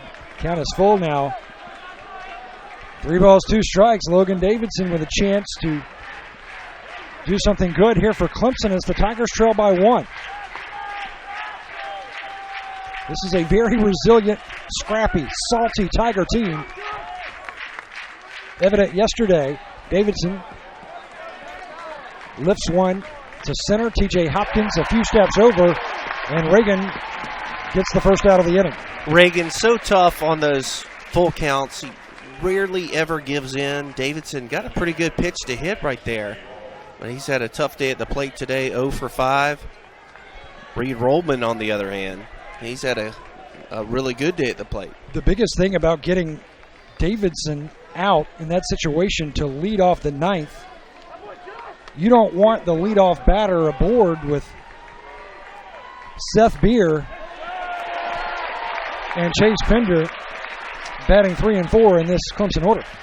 Well, as a pitcher, you never want the leadoff batter to get on base, but especially in this situation, up 1 in the top of the 9th inning. Swing and a miss. Big cut by Rollman. A bigger pitch by Josh Reagan, who is ahead in the count. No balls, 2 strikes. Reed Rollman has been a gamer his entire career for Clemson, especially in this series with the Gamecocks. Right up the middle, a chance for Tolbert at second to get Rollman at first. The Gamecocks with 2 outs now here in the top of the 9th with Josh Reagan dealing. And Clemson down to their last at-bat trying to tie this game. Trailing 3-2. South Carolina trying to reclaim the series against their arch rival for the first time since 2014. And it comes down to Reagan against Seth Beer. Seth Beer, tremendous player. Home run pop every time he comes to the plate. 1 swing away from tying the game for Clemson. Seth Beer 0 for 1 today with 3 walks, 1 of those intentionally. His last appearance in the 7th Reagan. One of South Carolina's aces coming out of the pin. That pitch just off the plate. Anytime you see that breaking ball kind of going up in the zone, especially against a guy like Seth Beer, you kind of hold your breath. South Carolina women's basketball taking down Mississippi State. It's official. That game has ended in Greenville, in the SEC women's tournament.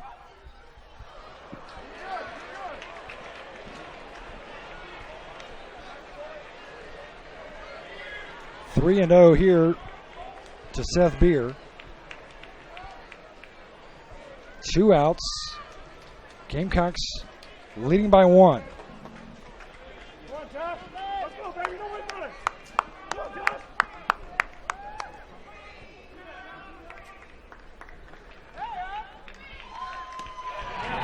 Man, I tell you, that's a brave pitch. If you're Josh Reagan right there, 3-0 count. Dropping in that breaking ball. I would have thought they would have just walked him. 3-1 here, and Reagan will have to be very careful. Seth Beer can tie this game up with one swing of the bat, but now the count is full. 3 balls, 2 strikes. That's 2 excellent pitches back-to-back there for Josh Reagan. Yeah, I'm surprised Seth Beer isn't kind of sitting on that pitch. Josh Reagan showing some courage out there. 2 outs, 3-2 count. Blasted to right field and out of here. Seth Beer ties this game up on a 3-2 count with a bomb out to right field. And these resilient Clemson batters have done it again. On the aces of South Carolina's staff coming out of the bullpen. Trey, I said you have to be careful. He served one up, and boy, did Seth Beer take advantage. And it is a stunned silence in Columbia right now. Well, Seth Beer sees this pitch one too many times, sits back, and makes South Carolina pay. And congrats to that young man in Clemson for tying up this game in the most dramatic way possible. What a game here today. Seth Beer, 3 home runs now in his career against the Gamecocks. That was a doozy. Yeah, that's why I was a little surprised they got to 3-0. I figured they'd probably just put him on in that situation, but flipped in 2 breaking balls and then tried a third, and it did not work out for him. Pender to short. Madison Stokes takes care of business there, but the big business coming off the bat of Seth Beer, a 3-2, 2-out count. He sends it sailing over the right field wall, and we are tied 3-3 going to the bottom of the 9th inning.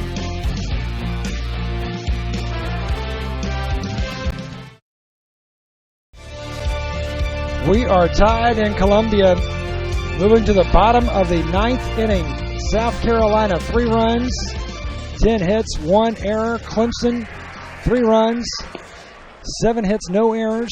2 solo home runs for Clemson today, none bigger than the game-tying home run on a 3-2 count with 2 outs by Seth Beer. Ryan Miller is your new pitcher for Clemson through 2 games this year, an ERA of 5.4.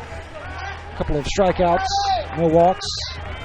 And for South Carolina, Trey Dyson, you've got Matt Williams, Jacob Olson, and then Alex Destino. So the meat of the Gamecocks order coming to the plate here in the bottom of the 9th inning with a chance to be heroes and take the game and the series against the arch rival Clemson Tigers.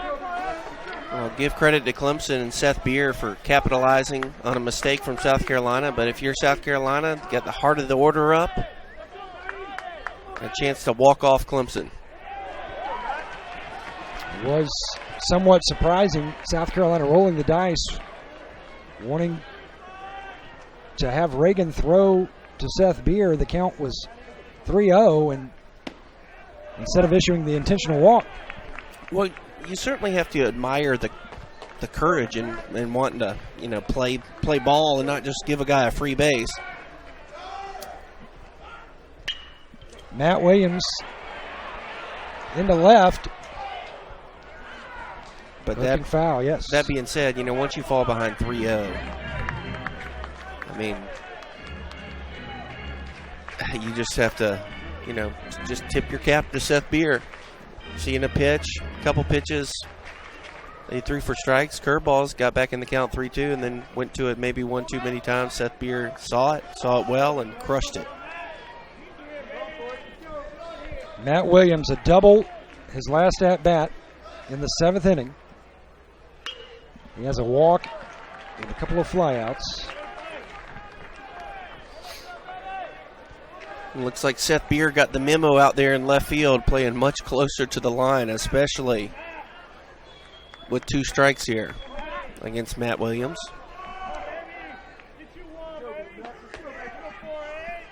Miller, 1-2 count. It's even.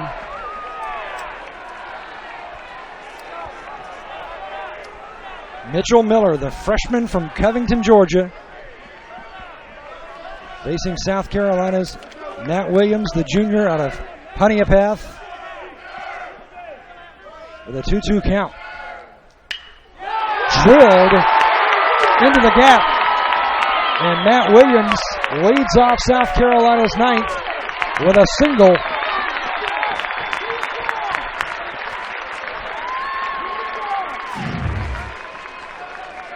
Matt Williams once again doing big things for South Carolina. Gets a fastball out over the middle of the plate. Drives it into that right center gap. A good job by Clemson holding him to a single. Leadoff batter on for the Gamecocks. Trey, you said Matt Williams was a professional hitter. That's exactly what I'm talking about. Nothing really seems to bother him. He might not have the most pop in the world out of the 3-hole, but he hits the ball all over the park and doesn't really seem to get too caught up in the skills of a particular tough pitcher. He hits left-handers well. He just does good things for South Carolina. Andrew C. with the mound visit. There you see Chad Holbrook. Alex Destino with the bat. Remember, similar situation last half inning. Runner on first base, nobody out. Stokes unable to get him over to second. Olsen, a similar situation earlier in the game. Runner on second base, nobody out. And he was unable to move him over. Now Olsen called over by Chad Holbrook. Matt Williams is going to remain at first. Gamecocks not going with a pinch runner here. I like that personally. You don't know how long this game can go on. Matt Williams has really been your most consistent hitter in your lineup. And solid on defense. Solid on defense, and we've talked about his base running. He's not that fast, but he has good awareness, and I'm going to take that right now over speed. So now Jacob Olsen. Pop up to first. A walk, a single, and a strikeout. The line today for Jacob Olsen. Batting in the cleanup spot.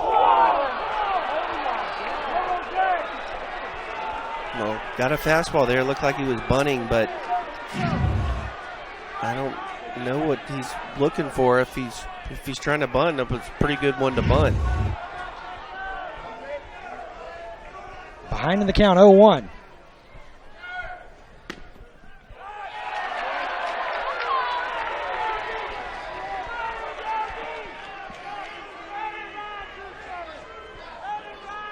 Pitch out there thinking a potential fake bunt slash hit and run.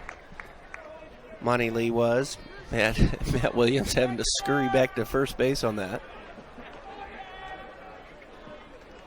Count is even. 1 ball, 1 strike. Right fielder Jacob Olsen at the plate in the 1-1 count.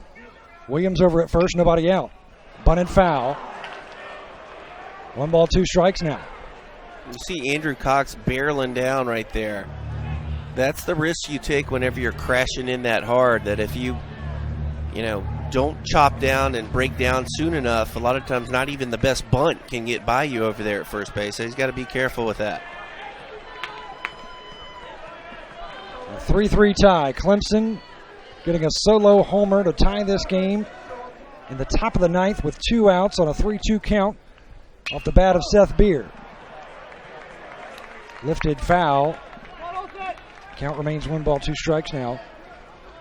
Nobody out for Jacob Olsen.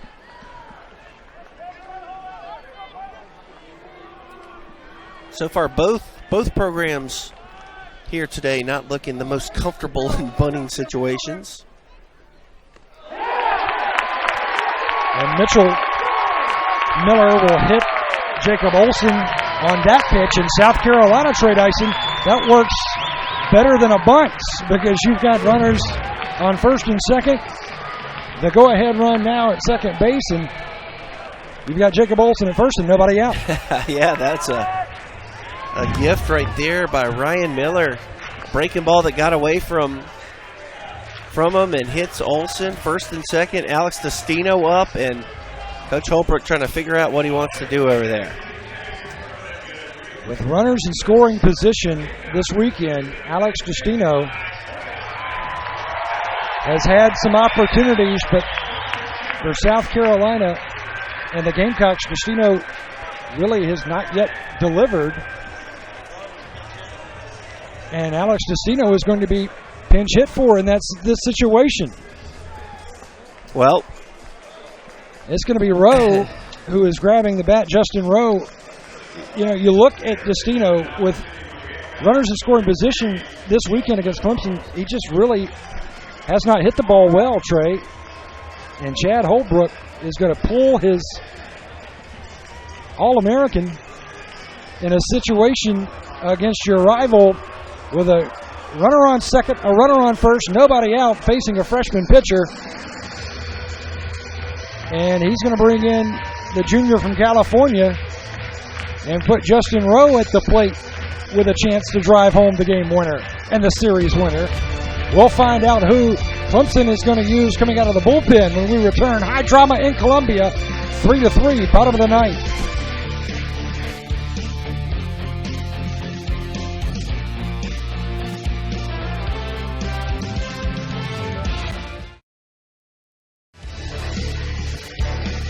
Riley Gilliam, the sophomore from Kennesaw, Georgia, making his 5th appearance this season for Clemson.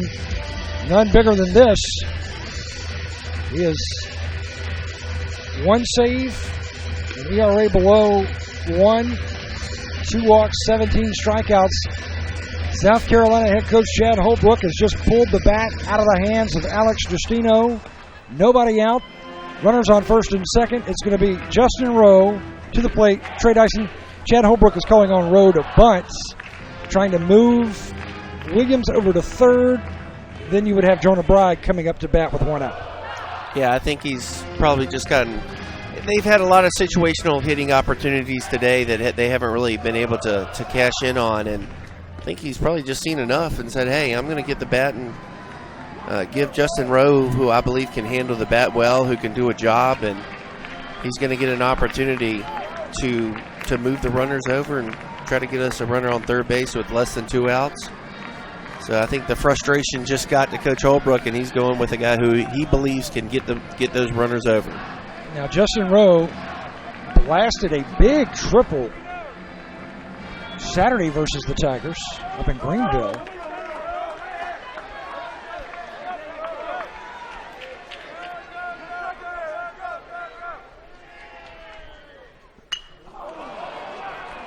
Man, I love that aggressive call right there. Clemson crashing, not even trying to hide the way they're playing defense. The shortstop was basically covering third base before the pitch. The second baseman is holding on Williams at second base, and instead of just bunting it right to the guys to get an easy out at third base, he pulls it back and attempts to slash it. Throw back to second. Matt Williams dashes back. Williams on second. Jacob Olsen on first. Nobody out. Tie game here in the Gamecocks' ninth. For Clemson, it is Riley Gilliam on the hill. South Carolina. Justin Rowe at the plate, pinch hitting for Alex Justino. Jonah Bride on deck. Rowe pulls it back, takes strike two, and now you have just taken the bunt out of the equation. Well, not necessarily. He could still try to bunt with 2 strikes. I don't think he will. Let's see how confident Rowe and the Gamecocks are in his bunting abilities if he will square with 2 strikes. An 0-2 count.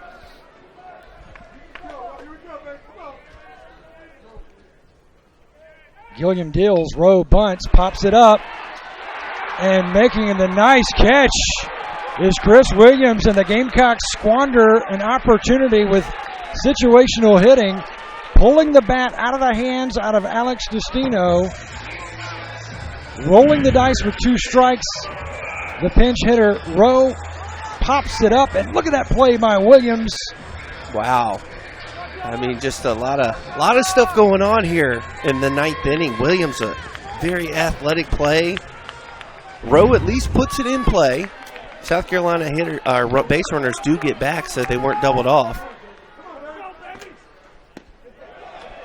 So now with 1 out, it's Jonah Bride's turn for South Carolina.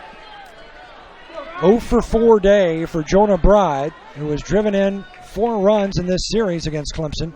Trey Dyson, right now this has a feel of a super regional. It really does. Good call, Birch.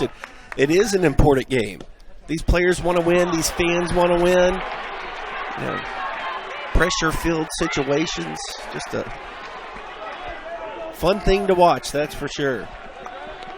Riley Gilliam, again, ahead of the Gamecock batters, as he has Bride 0-2, and Bride slashes one to first. Great play at first. And he is out there, says the first base umpire, Fred Cannon. Man. Jonah Bride thought he may have been safe on a bang-bang play, but Andrew Cox with a tremendous stab. And gets up quick. Jonah Bride, you're taught not to slide at first base, but this is when you do slide at first base to avoid that contact and running through the bag. Man, great call. I think he got him by an eyelash. Excellent call by Fred Cannon. But also good effort and hustle by Jonah Bride. Now a pass ball, anything will get the run home, will win you the game. They're going to walk LT Tolbert right here. As they should, batting from the left side. Tolbert today against Clemson picked up the hit in the 8th. Has hit the ball sharply.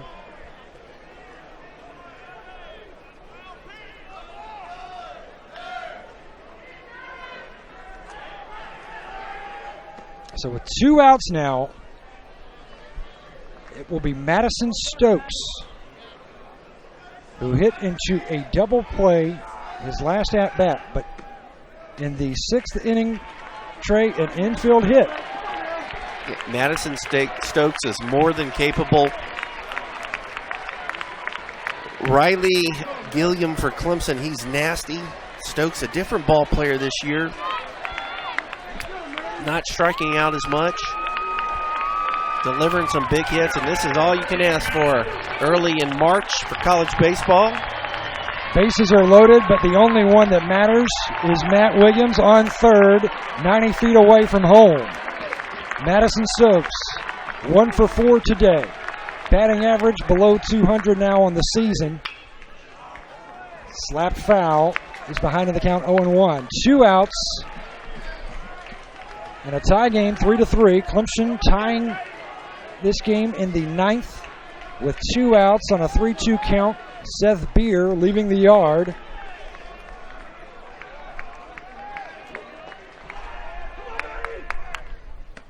Upstairs.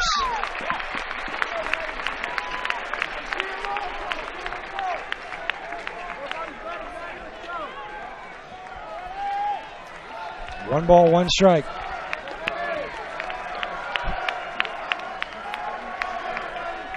Clemson using 6 pitchers today, and now Gilliam induces Madison Stokes to take a big hack there, swing and a miss. It's 1 ball, 2 strikes. Yeah, Gilliam has good velocity. He'll run it up there in the mid-90s. That one registered 92 on the Founders Park scoreboard.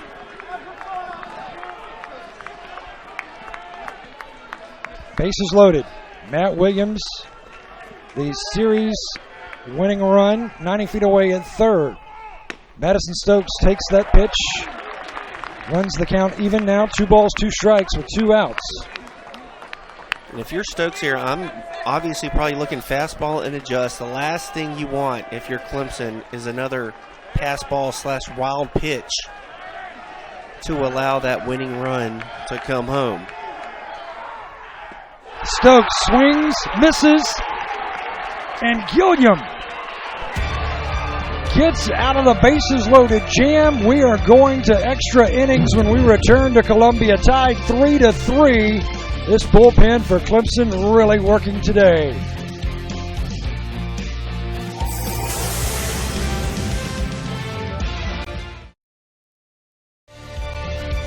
Welcome back to Columbia, South Carolina, as we head to the 10th inning in this wonderful rivalry between the Gamecocks and the Tigers. South Carolina with Josh Reagan on the hill. The Gamecocks thought they were going to close this out, win this game and this series with 2 outs.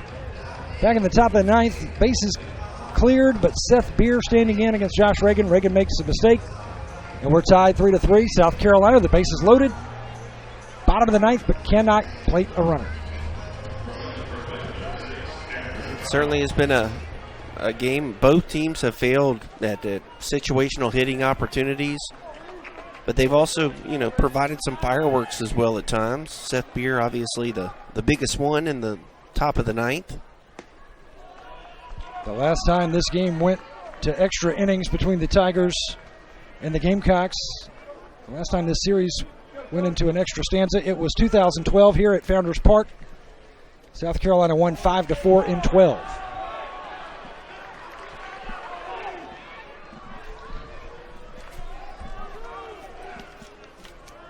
For Clemson, 5, 6, and 7 in the order here to face Josh Reagan.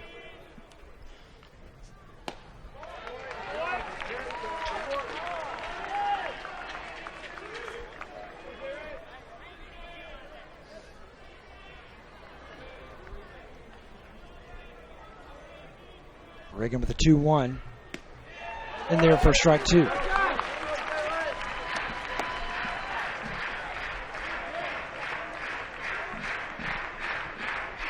Andrew Cox, solo shot in the 4th to tie the game 1-1 at that time. Stays alive, taps that foul. Trey Dyson, this is a good old-fashioned toe tapper, nail biter. Clemson and Carolina, extra inning game.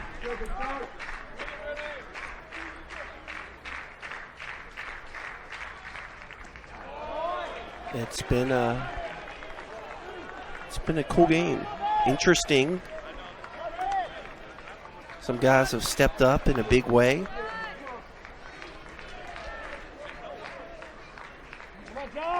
Count is full.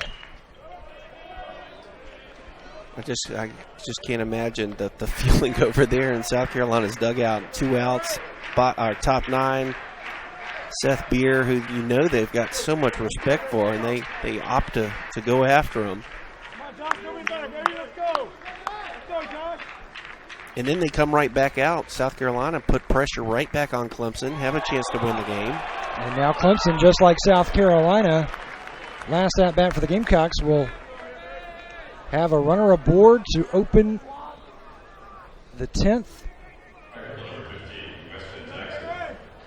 Andrew Cox has been quite the ball player here today.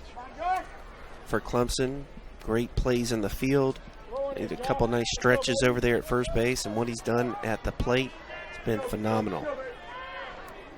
This is back-to-back games now for South Carolina, Trey, where you think if you're a Gamecock, you have the game in hand, and then Clemson late just jerks it right out of your hands. What does this do to the mentality of these players for South Carolina especially?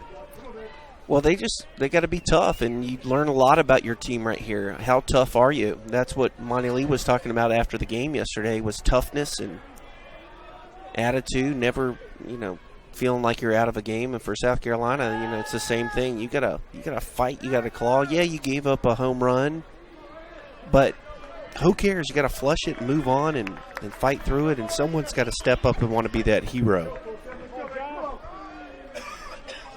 7 hits for the Clemson Tigers, 3 runs. Clemson has had a base runner in every inning. Josh Reagan battling back here on Weston Jackson, ahead in the count 0-2. Nobody out. Cox on first. Chris Williams on deck.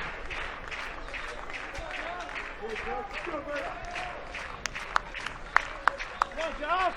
Let's go, baby. Come on, Josh.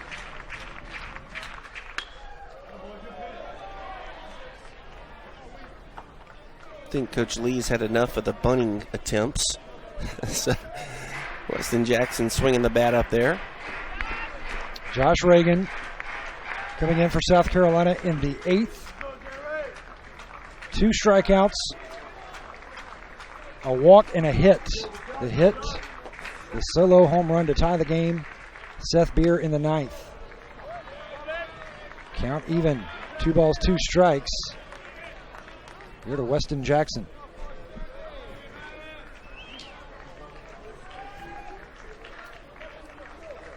Come on, Josh. Get back in here, baby.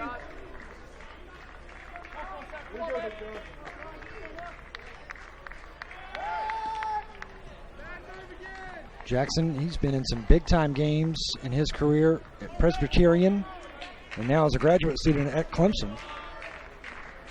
Yeah, probably none bigger than this series. Yes. That's for sure. And he has fought extremely hard. He and Cox, this part of the order, they've been tough outs today.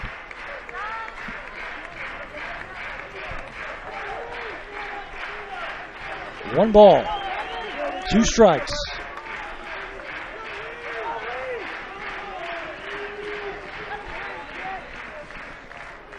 Tyler Johnson unavailable, one thinks, for South Carolina.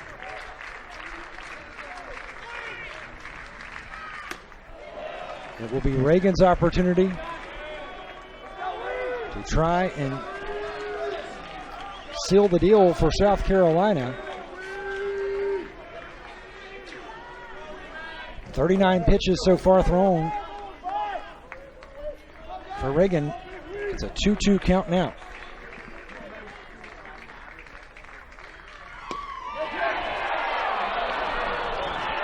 And that's a gutsy layoff there for Weston Jackson. Yeah, he's had a couple of those today.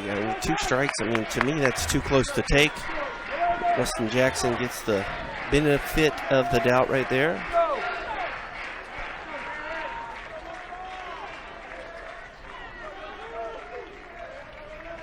One time behind 0-2. Jackson now running the count full. Here's the payoff. Ball 4. Runners on first and second now for Clemson with nobody out here in the top of the 10th. And Troy Fullwood, the home plate umpire, his zone has been pretty consistent, but consistently tight, you might say. Yeah, I think that the coaches might say consistently inconsistent at times, but he's done a decent job back there. It's a tough job, and he established that zone early, and it's been consistent throughout the board with every pitcher. It seems that you think it's going to be called a strike. Yeah, he's certainly done a fine job back there today. Right here, you saw when Jackson was batting, you saw Coach Monty Lee in the background talking to his catcher, Chris Williams, about an approach here against a guy like Reagan, and you can kind of see him pointing out over there to right center field, which tells me he's probably telling him, hey, stay back, look for something out away from you and try to drive it that way. That being said, first and second, nobody out. This is a prototypical bunt situation, especially with the double plate candidate in Williams at the plate. But the last time Williams was in this situation and called on to bunt, he was unable to get the job done. So who knows what's going to happen right here. Haswell and Murray in the pen for South Carolina getting warmed up. Brandon Murray, Tyler Haswell, Chad Holbrook looking on. Head coach for South Carolina. Gamecocks trying to hold on to snap a losing skid to the Tigers in this series, dropping the last two. The Tigers showing their moxie and resiliency this weekend against Carolina's bullpen.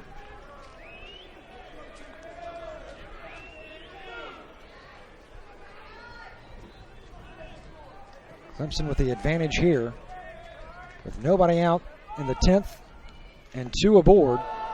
Pitch is low as Chris Williams takes ball 1.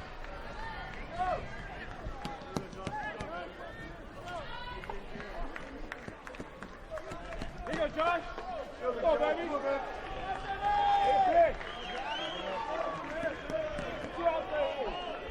Josh Reagan started his career with the Gamecocks in the starting rotation, then moved into the reliever role. Nice backhand by Bride at third, over to first. He gets the double play. Jonah Bride. Just what the Gamecocks ordered. A double play unassisted by Jonah Bride. Cutting down the lead runner as well, Trey. Yeah, and that's the kind of the risk you take when you don't sacrifice. You got a double play guy up there in Williams. Jonah Bride, or Josh Reagan makes a quality pitch there, lets the hitter get himself out essentially on the ground, and that's a double play waiting to happen. So Chris Williams hitting into the 5-3 double play.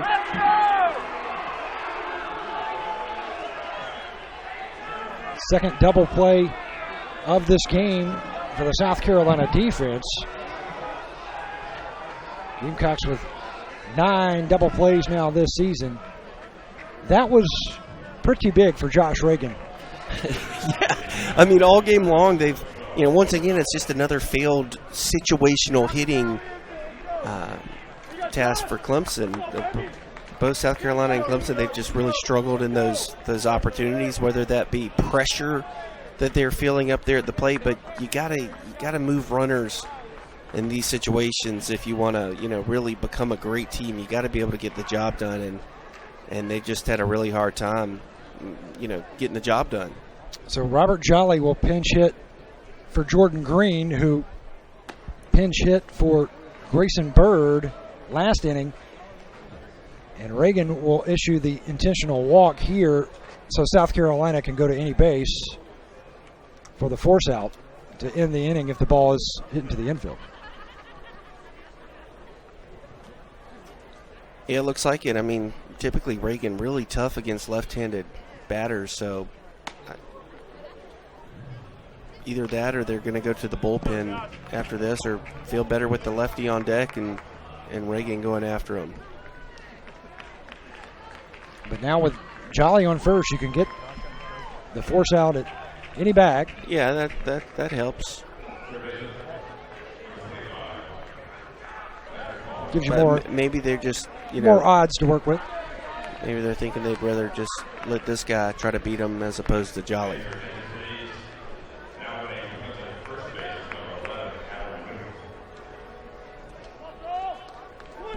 So runners on first and second is Adam Renwick is the pinch runner.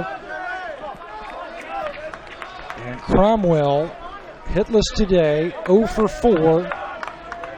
Reagan striking out Cromwell swinging. His last at-bat to end the inning, and now Cromwell will sky one into center, and Reagan and the Gamecocks get out of the 10th inning as Clemson will strand a couple of runners aboard. 3-3 is your score here in Columbia.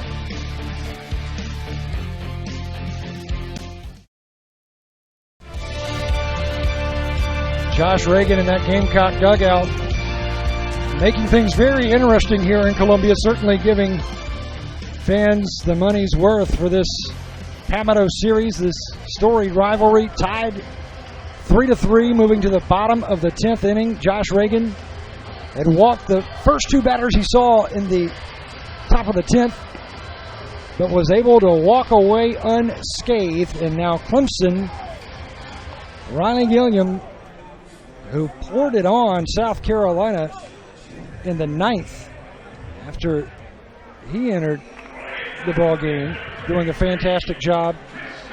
And he will have to face Chris Cullen, and then top of the order, Danny Blair and TJ Hopkins here in the Gamecocks' 10th.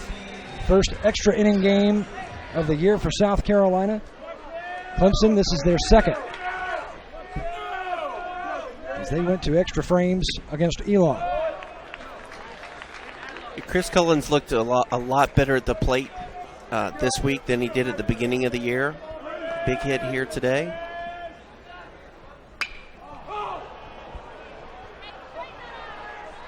Hooking foul. In fact, he just missed a homer in his first at bat. To me, it looks like he's swinging the bat with confidence. It looks like he's getting in a good ready position to hit, and not late.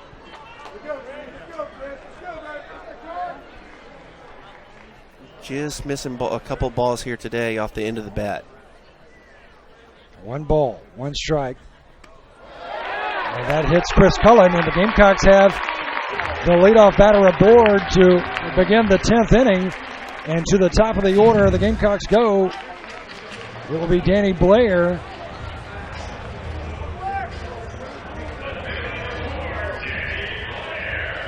Well, Danny Blair has been in these situations before. Typically, once again, another type of bunting situation. We'll see how Coach Holbrook decides to play it. And Cullen will stay in to run. No, it will be Christian Flint coming out of the dugout, the pinch runner for South Carolina. Flint, all of his appearances this year have been pinch running appearances, the freshman from Delray Beach, Florida. Well, he's been picked off one time, and he has also gotten thrown out stealing. But a guy they like, they have a lot of confidence in him. Guy can run very, very well. Blair showing bunt. Again, the corner's crashing in at first and third. And here's another situation, Trey, where if you're Danny Blair, you might want to pull that bat back and just slap one. I guess it's a lot easier said than done, but that being said, it seems like it's really hard for them to get the ball onto the ground as well. The way Andrew Cox crashes over there, I mean, if I was Blair, I'd try to just kind of bunt it right by him. Or preferably slap it by him. Well, not so much slap, but a hook around it. Danny Blair ahead in the count here, 2-0. 2 balls, no strikes. Nobody out in the Gamecocks' 10th with Christian Flint pinch running for Chris Cullen on first.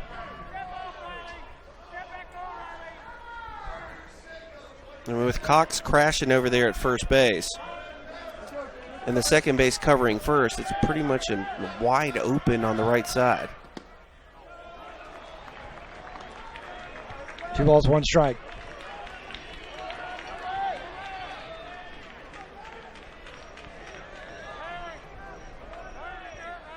Trey Dyson, we've seen Danny Blair struggle getting the bunt down on 2 occasions. Is perfect there, however, as he moves Christian Flint into scoring position. 1 out now in the Gamecocks' 10th. With a runner on second, and TJ Hopkins, who has been hitting the ball well at the plate. Well, that right there is where Christian Flint makes a difference. Chris Cullen gets thrown out at second all day long on that bunt from Danny Blair. Flint, good secondary, good speed to get down to second base, which is what Coach Holbrook wanted. And there we go. First success situational hitting in a long time here today. 3 for 5 is TJ Hopkins. 2 singles, a triple. And Hopkins with 2 runs scored for South Carolina. We're tied 3-3 with 1 out in an extra inning game here in the 10th. The pitch from Gilliam outside for ball one.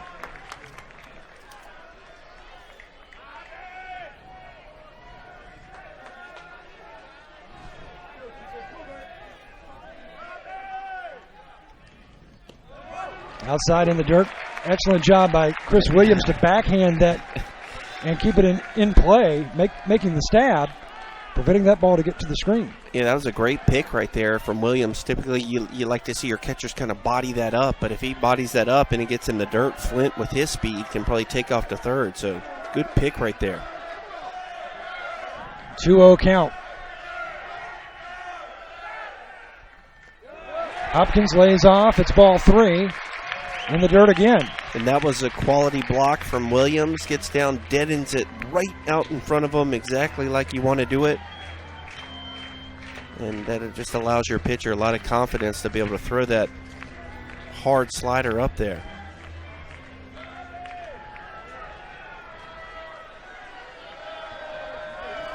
Three and 0.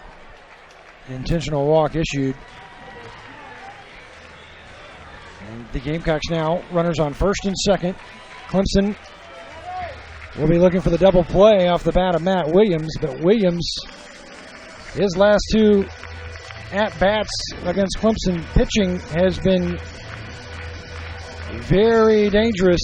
A double and a single for Matt Williams, and Monty Lee is going to make a change. Well, remember earlier when Matt Williams was on first base, we talked about whether or not a pinch run for him. This is exactly why you leave him in the game. He has a chance here in the bottom of the 10th to win the game for the Gamecocks. We'll be back after this. 3-3 here at Founders Park.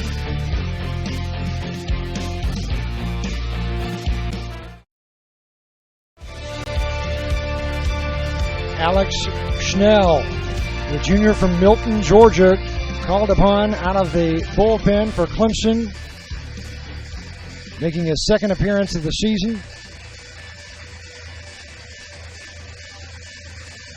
No walks, no strikeouts, no hits, no runs. Alex Schnell. His older brother pitched for Clemson as well, graduating in 2015, and now Matt Williams, his last at-bat, Trey Dyson, a huge double in the gap. Yeah, off the lefty, went with it the other way to left field. So he has certainly proven to Clemson that he can hit left-handed pitching. That being said, if you're Monty Lee, you take the odds in this situation, bring in the lefty to face him.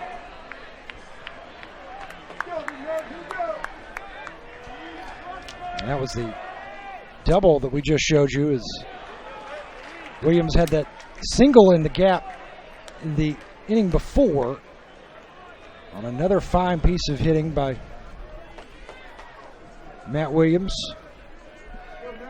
One out, two aboard, up the middle, but defended perfectly. Throw over to first is there. It's a double play for Clemson as Matt Williams grounds out into an inning-ending double play, and we are moving to the 11th inning, still tied in Columbia. 3-3, Clemson in South Carolina.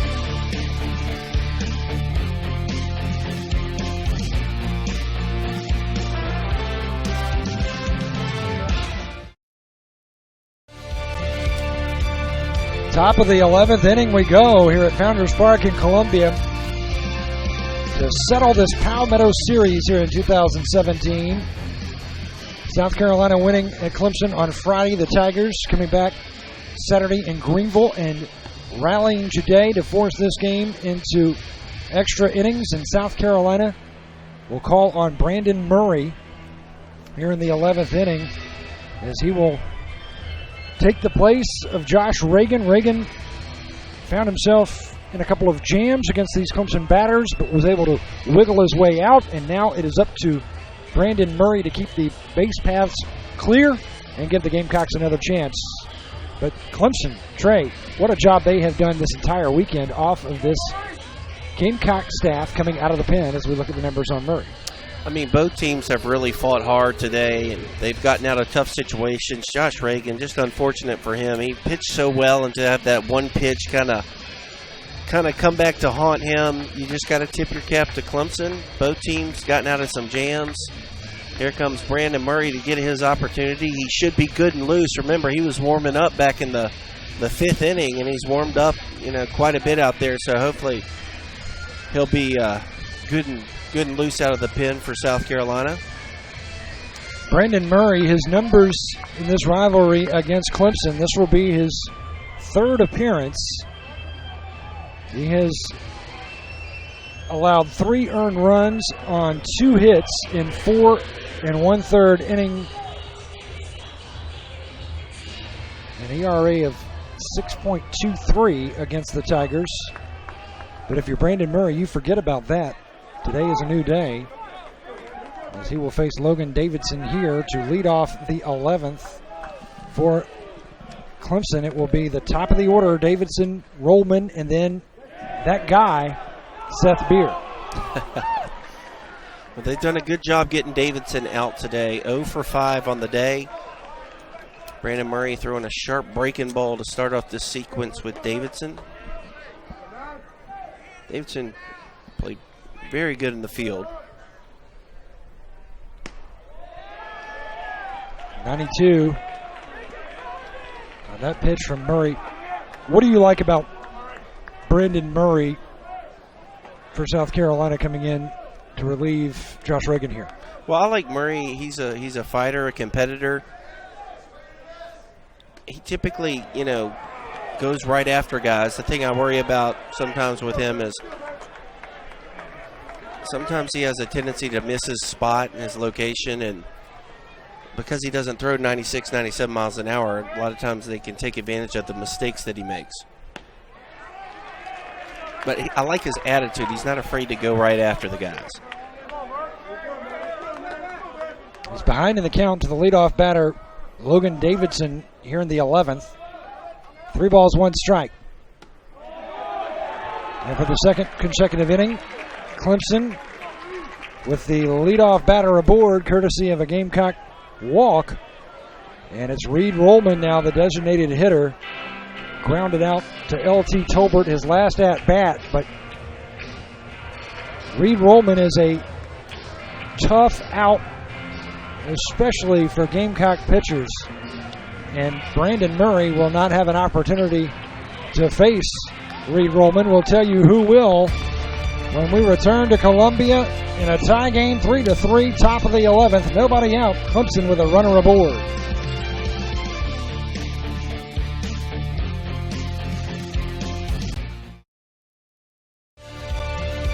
New Gamecock pitcher here in the 11th inning. It is Tyler Haswell making his 2nd appearance of the season. He's given up 2 walks in 1 1/3, 3 strikeouts this season for Tyler Haswell.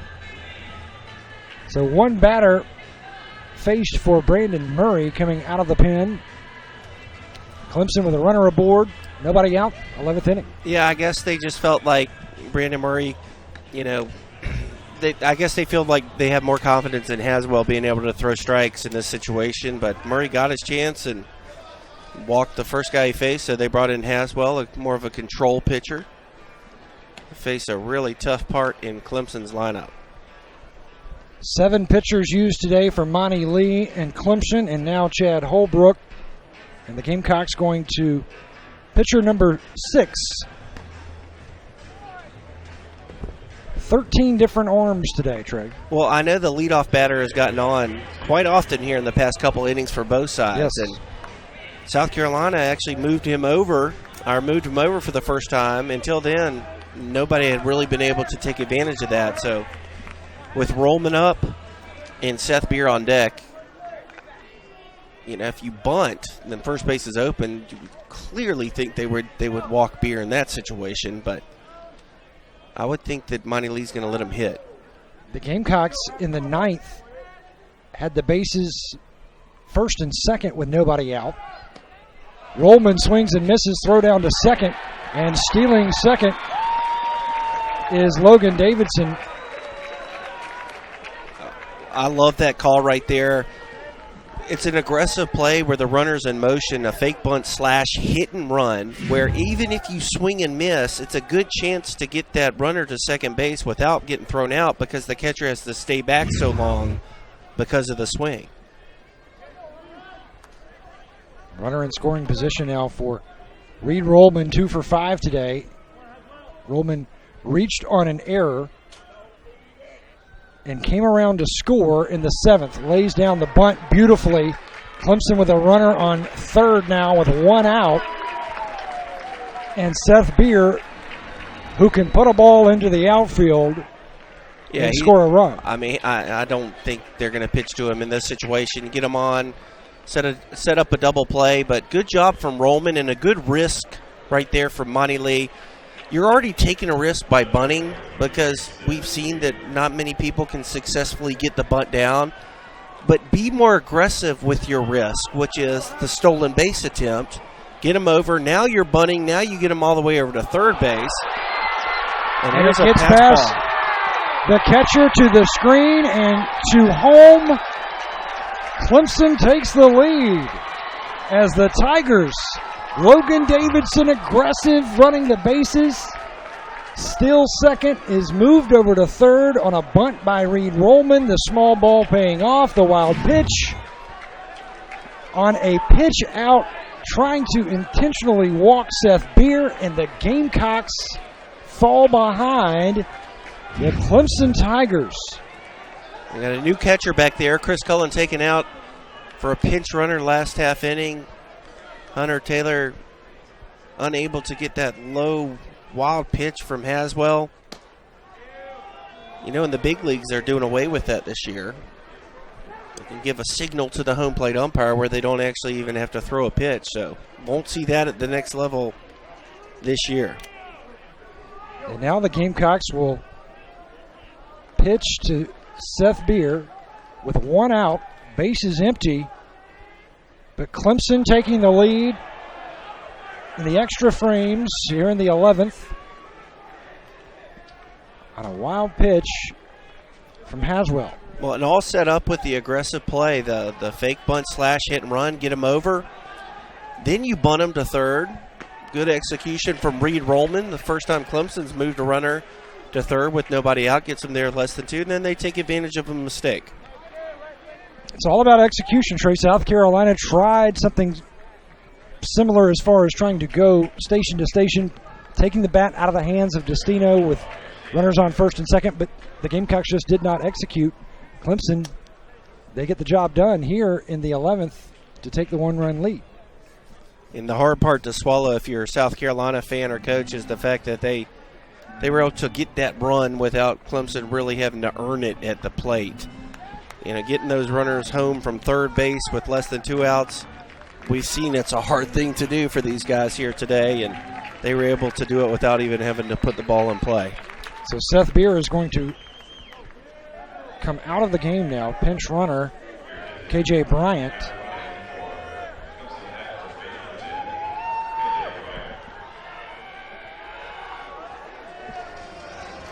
And another pitching change coming up. There's no action in the Gamecock bullpen. I think Jerry Myers just wants to get the plan of attack written down here for Chase Pender.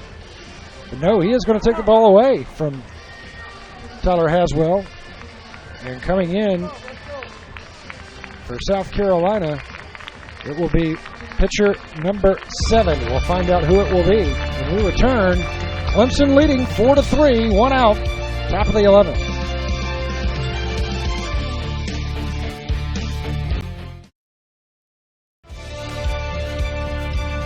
Sawyer Bridges, the freshman from Summerville, South Carolina, making his first relief appearance, actually his second relief appearance.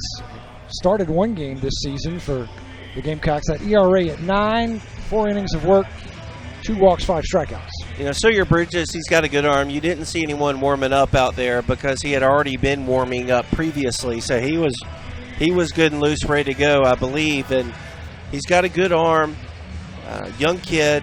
I think they're really high on him. And if he can pound the zone early and often with his fastball, he's got a good secondary pitch as well as a changeup. Promising young future for Sawyer Bridges. So South Carolina, Alex Justino no longer available for the Gamecocks. And now Seth Beer has been pulled out of this ball game. The Gamecocks putting Beer aboard on the intentional walk, and Clemson electing to pinch run Seth Beer. As you see Destino in the Gamecock dugout, he was pulled in favor of Justin Rowe. Rowe was asked to lay the bunt down. Instead, popped out to the catcher. Yep, and Seth Beer coming out of the game now. I mean, just to me, I'm always I can understand why they want to put some extra speed in there, but we've just seen it so many times where it seems like that spot might come back up again at some point in the game, especially in a crazy game like today. There's one out. Clemson with a runner on first. At the plate, Chase Pender, 1 for 5 today, a single and an RBI. Back in the 7th. Driving in Reed Woolman, who had reached on a throwing error by Jonah Bride that would have been the third out of the inning. Yeah, it was a tough play back then, and then Pender just a quality at bat against Coley Bowers at the time. He saw a steady diet of curveballs and changeups, or a lot of changeup, but was able to sit back on the last one, drive it out there for a big hit at the time. Pender went opposite field with that pitch from Bowers. Mm-hmm. Yep, stayed back, drove it the other way. Exactly what you want to do with a guy like Bowers, who loves to keep you off balance with the slow stuff.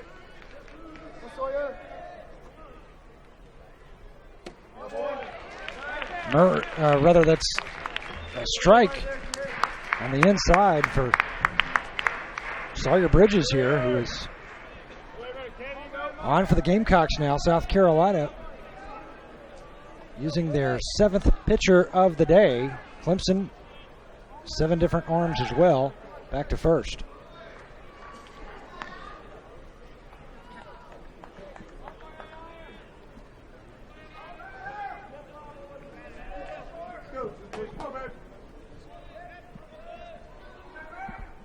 Here's the 1-1. See that good fastball right there from Sawyer Bridges. He set up middle, let it run back in, and rarely will you see a hitter be able to keep that inside pitch fair if it starts middle and comes in. Just a quality pitch there on that 1-1 count. Now the 1-2, runner going. Dribbled foul in front of Jonah Bride at third. Coming up on 4.5 hours of baseball today, Trey. Yes, it's been fun. I mean, let's keep it going. 4-3 right now. Clemson in control of the game. Sawyer Bridges come on and try to stop any more scoring from happening, but South Carolina, they've got some good quality at bats over there, and anything can happen. 1-2. KJ Bryant on first, the pinch runner. Missing low in the zone. Ball 2. Just a good pitch from Sawyer Bridges. Clemson has taken a lot of close pitches, especially with 2 strikes here today. The freshman, Bridges, for South Carolina, facing the veteran Pender, who has had some big games in this series. Throw down. Bryant is going to steal second. Sliding underneath the tag of Tolbert on the throw from Hunter Taylor. Second stolen base of this inning for the Clemson Tigers. Just a great jump right there. He read Bridges perfectly.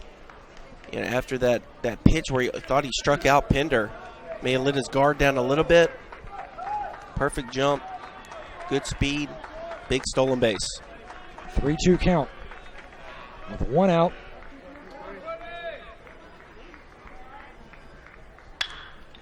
Laced into left. KJ Bryant will round third. There will be no play at the plate, and the Clemson Tigers have a 2-run advantage now. 5-3 over the South Carolina Gamecocks here at Founders Park. Well, you got to love the move there now.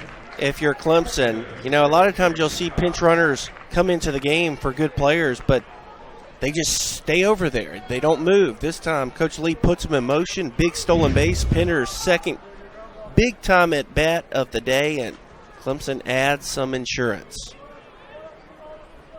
Clemson, 2 runs here in the 11th.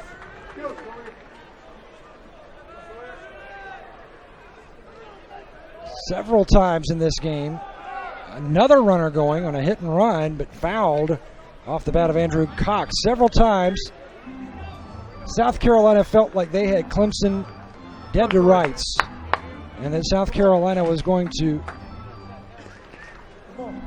have Clemson hitting the bus with a loss, but Seth Beer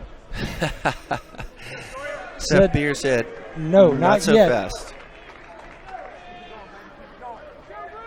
Tying the game up, and then the Gamecocks with an opportunity in the 9th.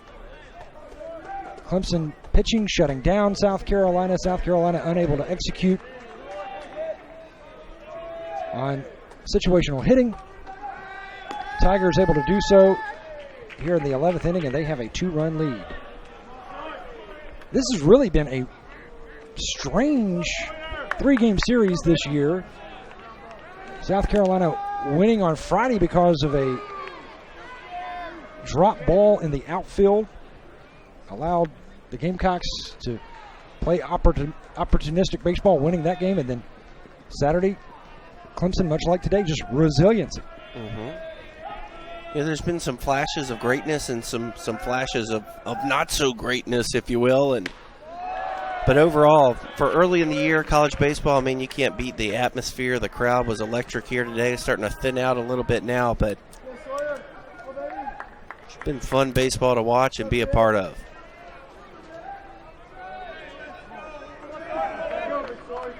One out with a runner on first. Clemson 2 runs across here in the 9th. Runner going. Taylor's throw. Not in time. Pender swipes second. Once again, just another good jump from Pender. Good wheels down there to get in the scoring position. Hunter Taylor, not a bad throw, but just pretty much stolen off of Sawyer Bridges right there. You got to change your hold times if you're a pitcher, and Sawyer Bridges not doing that. Too easy to read here in this inning for Clemson. 3 stolen bases for Clemson here in the 11th. 1-2 count. Sawyer Bridges to Andrew Cox. Cox into left. Danny Blair is there for out number 2. Good little running catch there from Danny Blair, and man, it seems like that's the first time Andrew Cox has gotten out all day long. I know he got out earlier, but what a game for Andrew Cox. There's Pender. He's had quite the game himself. Yeah, Cox, this is only the second at-bat where he will not reach base. You're right, Trey. He really has been a tough out for South Carolina and the pitching staff. Yeah, this guy's been a tough out as well. 2 walks to go along with the base hit. Pender gets over there to third base. A good read in the dirt. Another wild pitch for South Carolina. The first in this inning allowed Logan Davidson to score.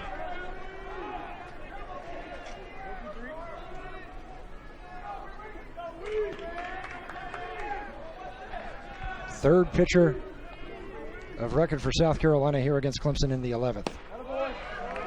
And Sawyer Bridges grooves one there, facing Weston Jackson.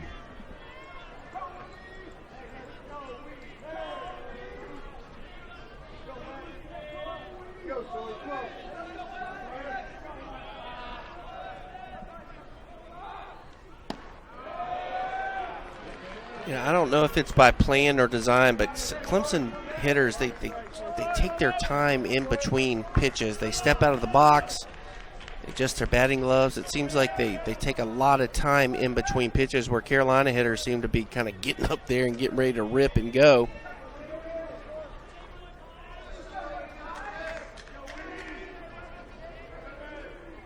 2-1. Count is even. 2 balls, 2 strikes with 2 outs. Clemson with a runner on third. KJ Bryant. Check that. It's Chase Pender over on third. KJ Bryant, pinch running for Seth Beer, has already scored. 5-3 Clemson. That pitch.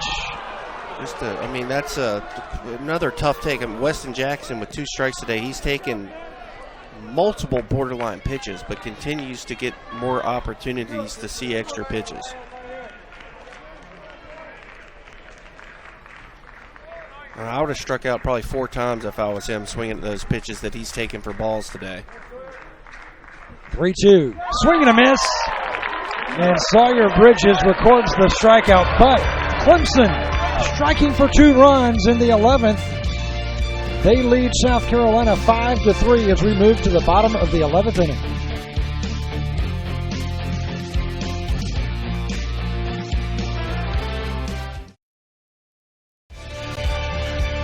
South Carolina in the bottom of the 11th inning, trailing Clemson by 2 runs. We'll have Jacob Olson leading off. Alex Destino would have been next in the batting order, but Destino taken out of the game in the 9th inning as Justin Rowe was asked to pinch hit. Monty Lee and his Clemson Tigers, a scrappy bunch here in 2017. The Gamecocks with the lead on Saturday. Clemson erasing that deficit and touching up the Gamecocks bullpen that had been unflappable until that point. Getting the win on Saturday, and now coming back again on the road at Founders Park in Columbia. South Carolina was 1 pitch away from winning the series in the 9th. But Seth Beer taking a 3-2 pitch over the right field wall to tie it. And Clemson getting 2 runs over in the 11th. Now South Carolina trying to rally. Well, they put up a valiant effort yesterday, came back, took advantage of some Clemson miscues, and certainly had a chance to win yesterday's game after falling behind. Let's see what they do here today. Schnell, 2 pitches last half inning was enough to get Matt Williams to ground into a big double play to end that inning. South Carolina, the last 3 innings, have gotten the leadoff batter aboard. But South Carolina stranding 3 in the 8th, stranding 2 in the 9th, and then stranding 2 in the 10th. Actually, Clemson getting out of that inning with a double play.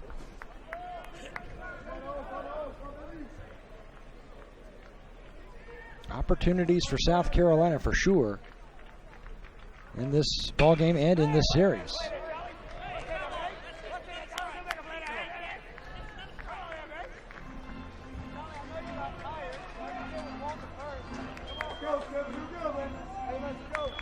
Two balls, 2 strikes here in the 11th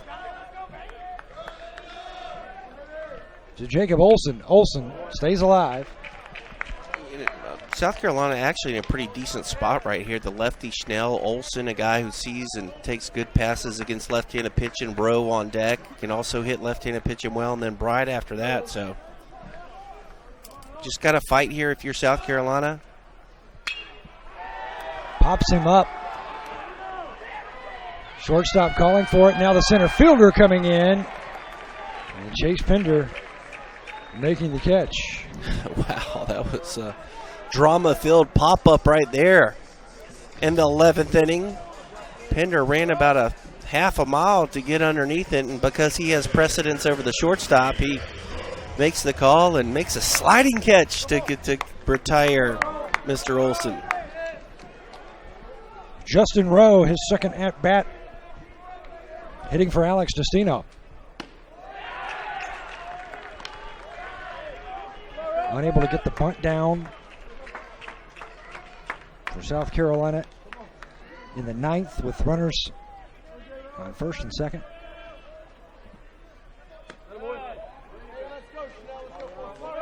Yeah, a lot of pressure on Rowe coming into that situation. Pinch hitting for Alex Lucino. Good kid, smart player.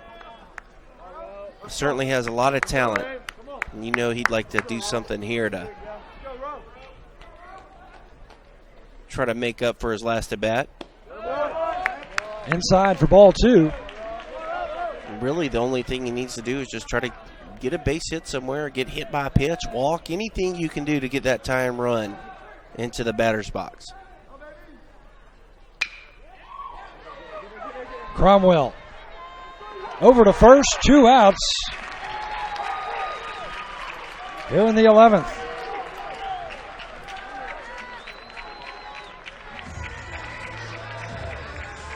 And Alex Schnell, the junior out of Milton, Georgia, will face Jonah Bride here. And Clemson 1 out away from winning the Palmetto Series for the 3rd consecutive season. Strike 1 call. And Trey, the effort that Clemson has shown in these last 2 games, this could go a long way for their season once ACC play begins. Slap to the pitcher, over to first, and that's it. Clemson comes from behind, another dramatic rally as they take this game and this series in extra innings here in Columbia, 5-3. What a way to finish as Clemson wins by 2 runs, taking the series 2-1. Well, I'd say that last play pretty much is a good example of how this game was today. Ground ball back to the pitcher made it kind of entertaining, but got to give a lot of credit to Clemson. South Carolina, they played their hearts out today. Josh Reagan pitched his heart out today, but one pitch to Seth Beer made this game continue. Then just give a lot of credit to Clemson. They fought hard in this series and are rewarded with the series victory. Great baseball for here today in Columbia. Well, that will do it. Again, your final in extra innings. Clemson wins 5-3 over South Carolina. For our entire crew in Columbia, for Trey Dyson, I am Birch Antley saying so long from Founders Park.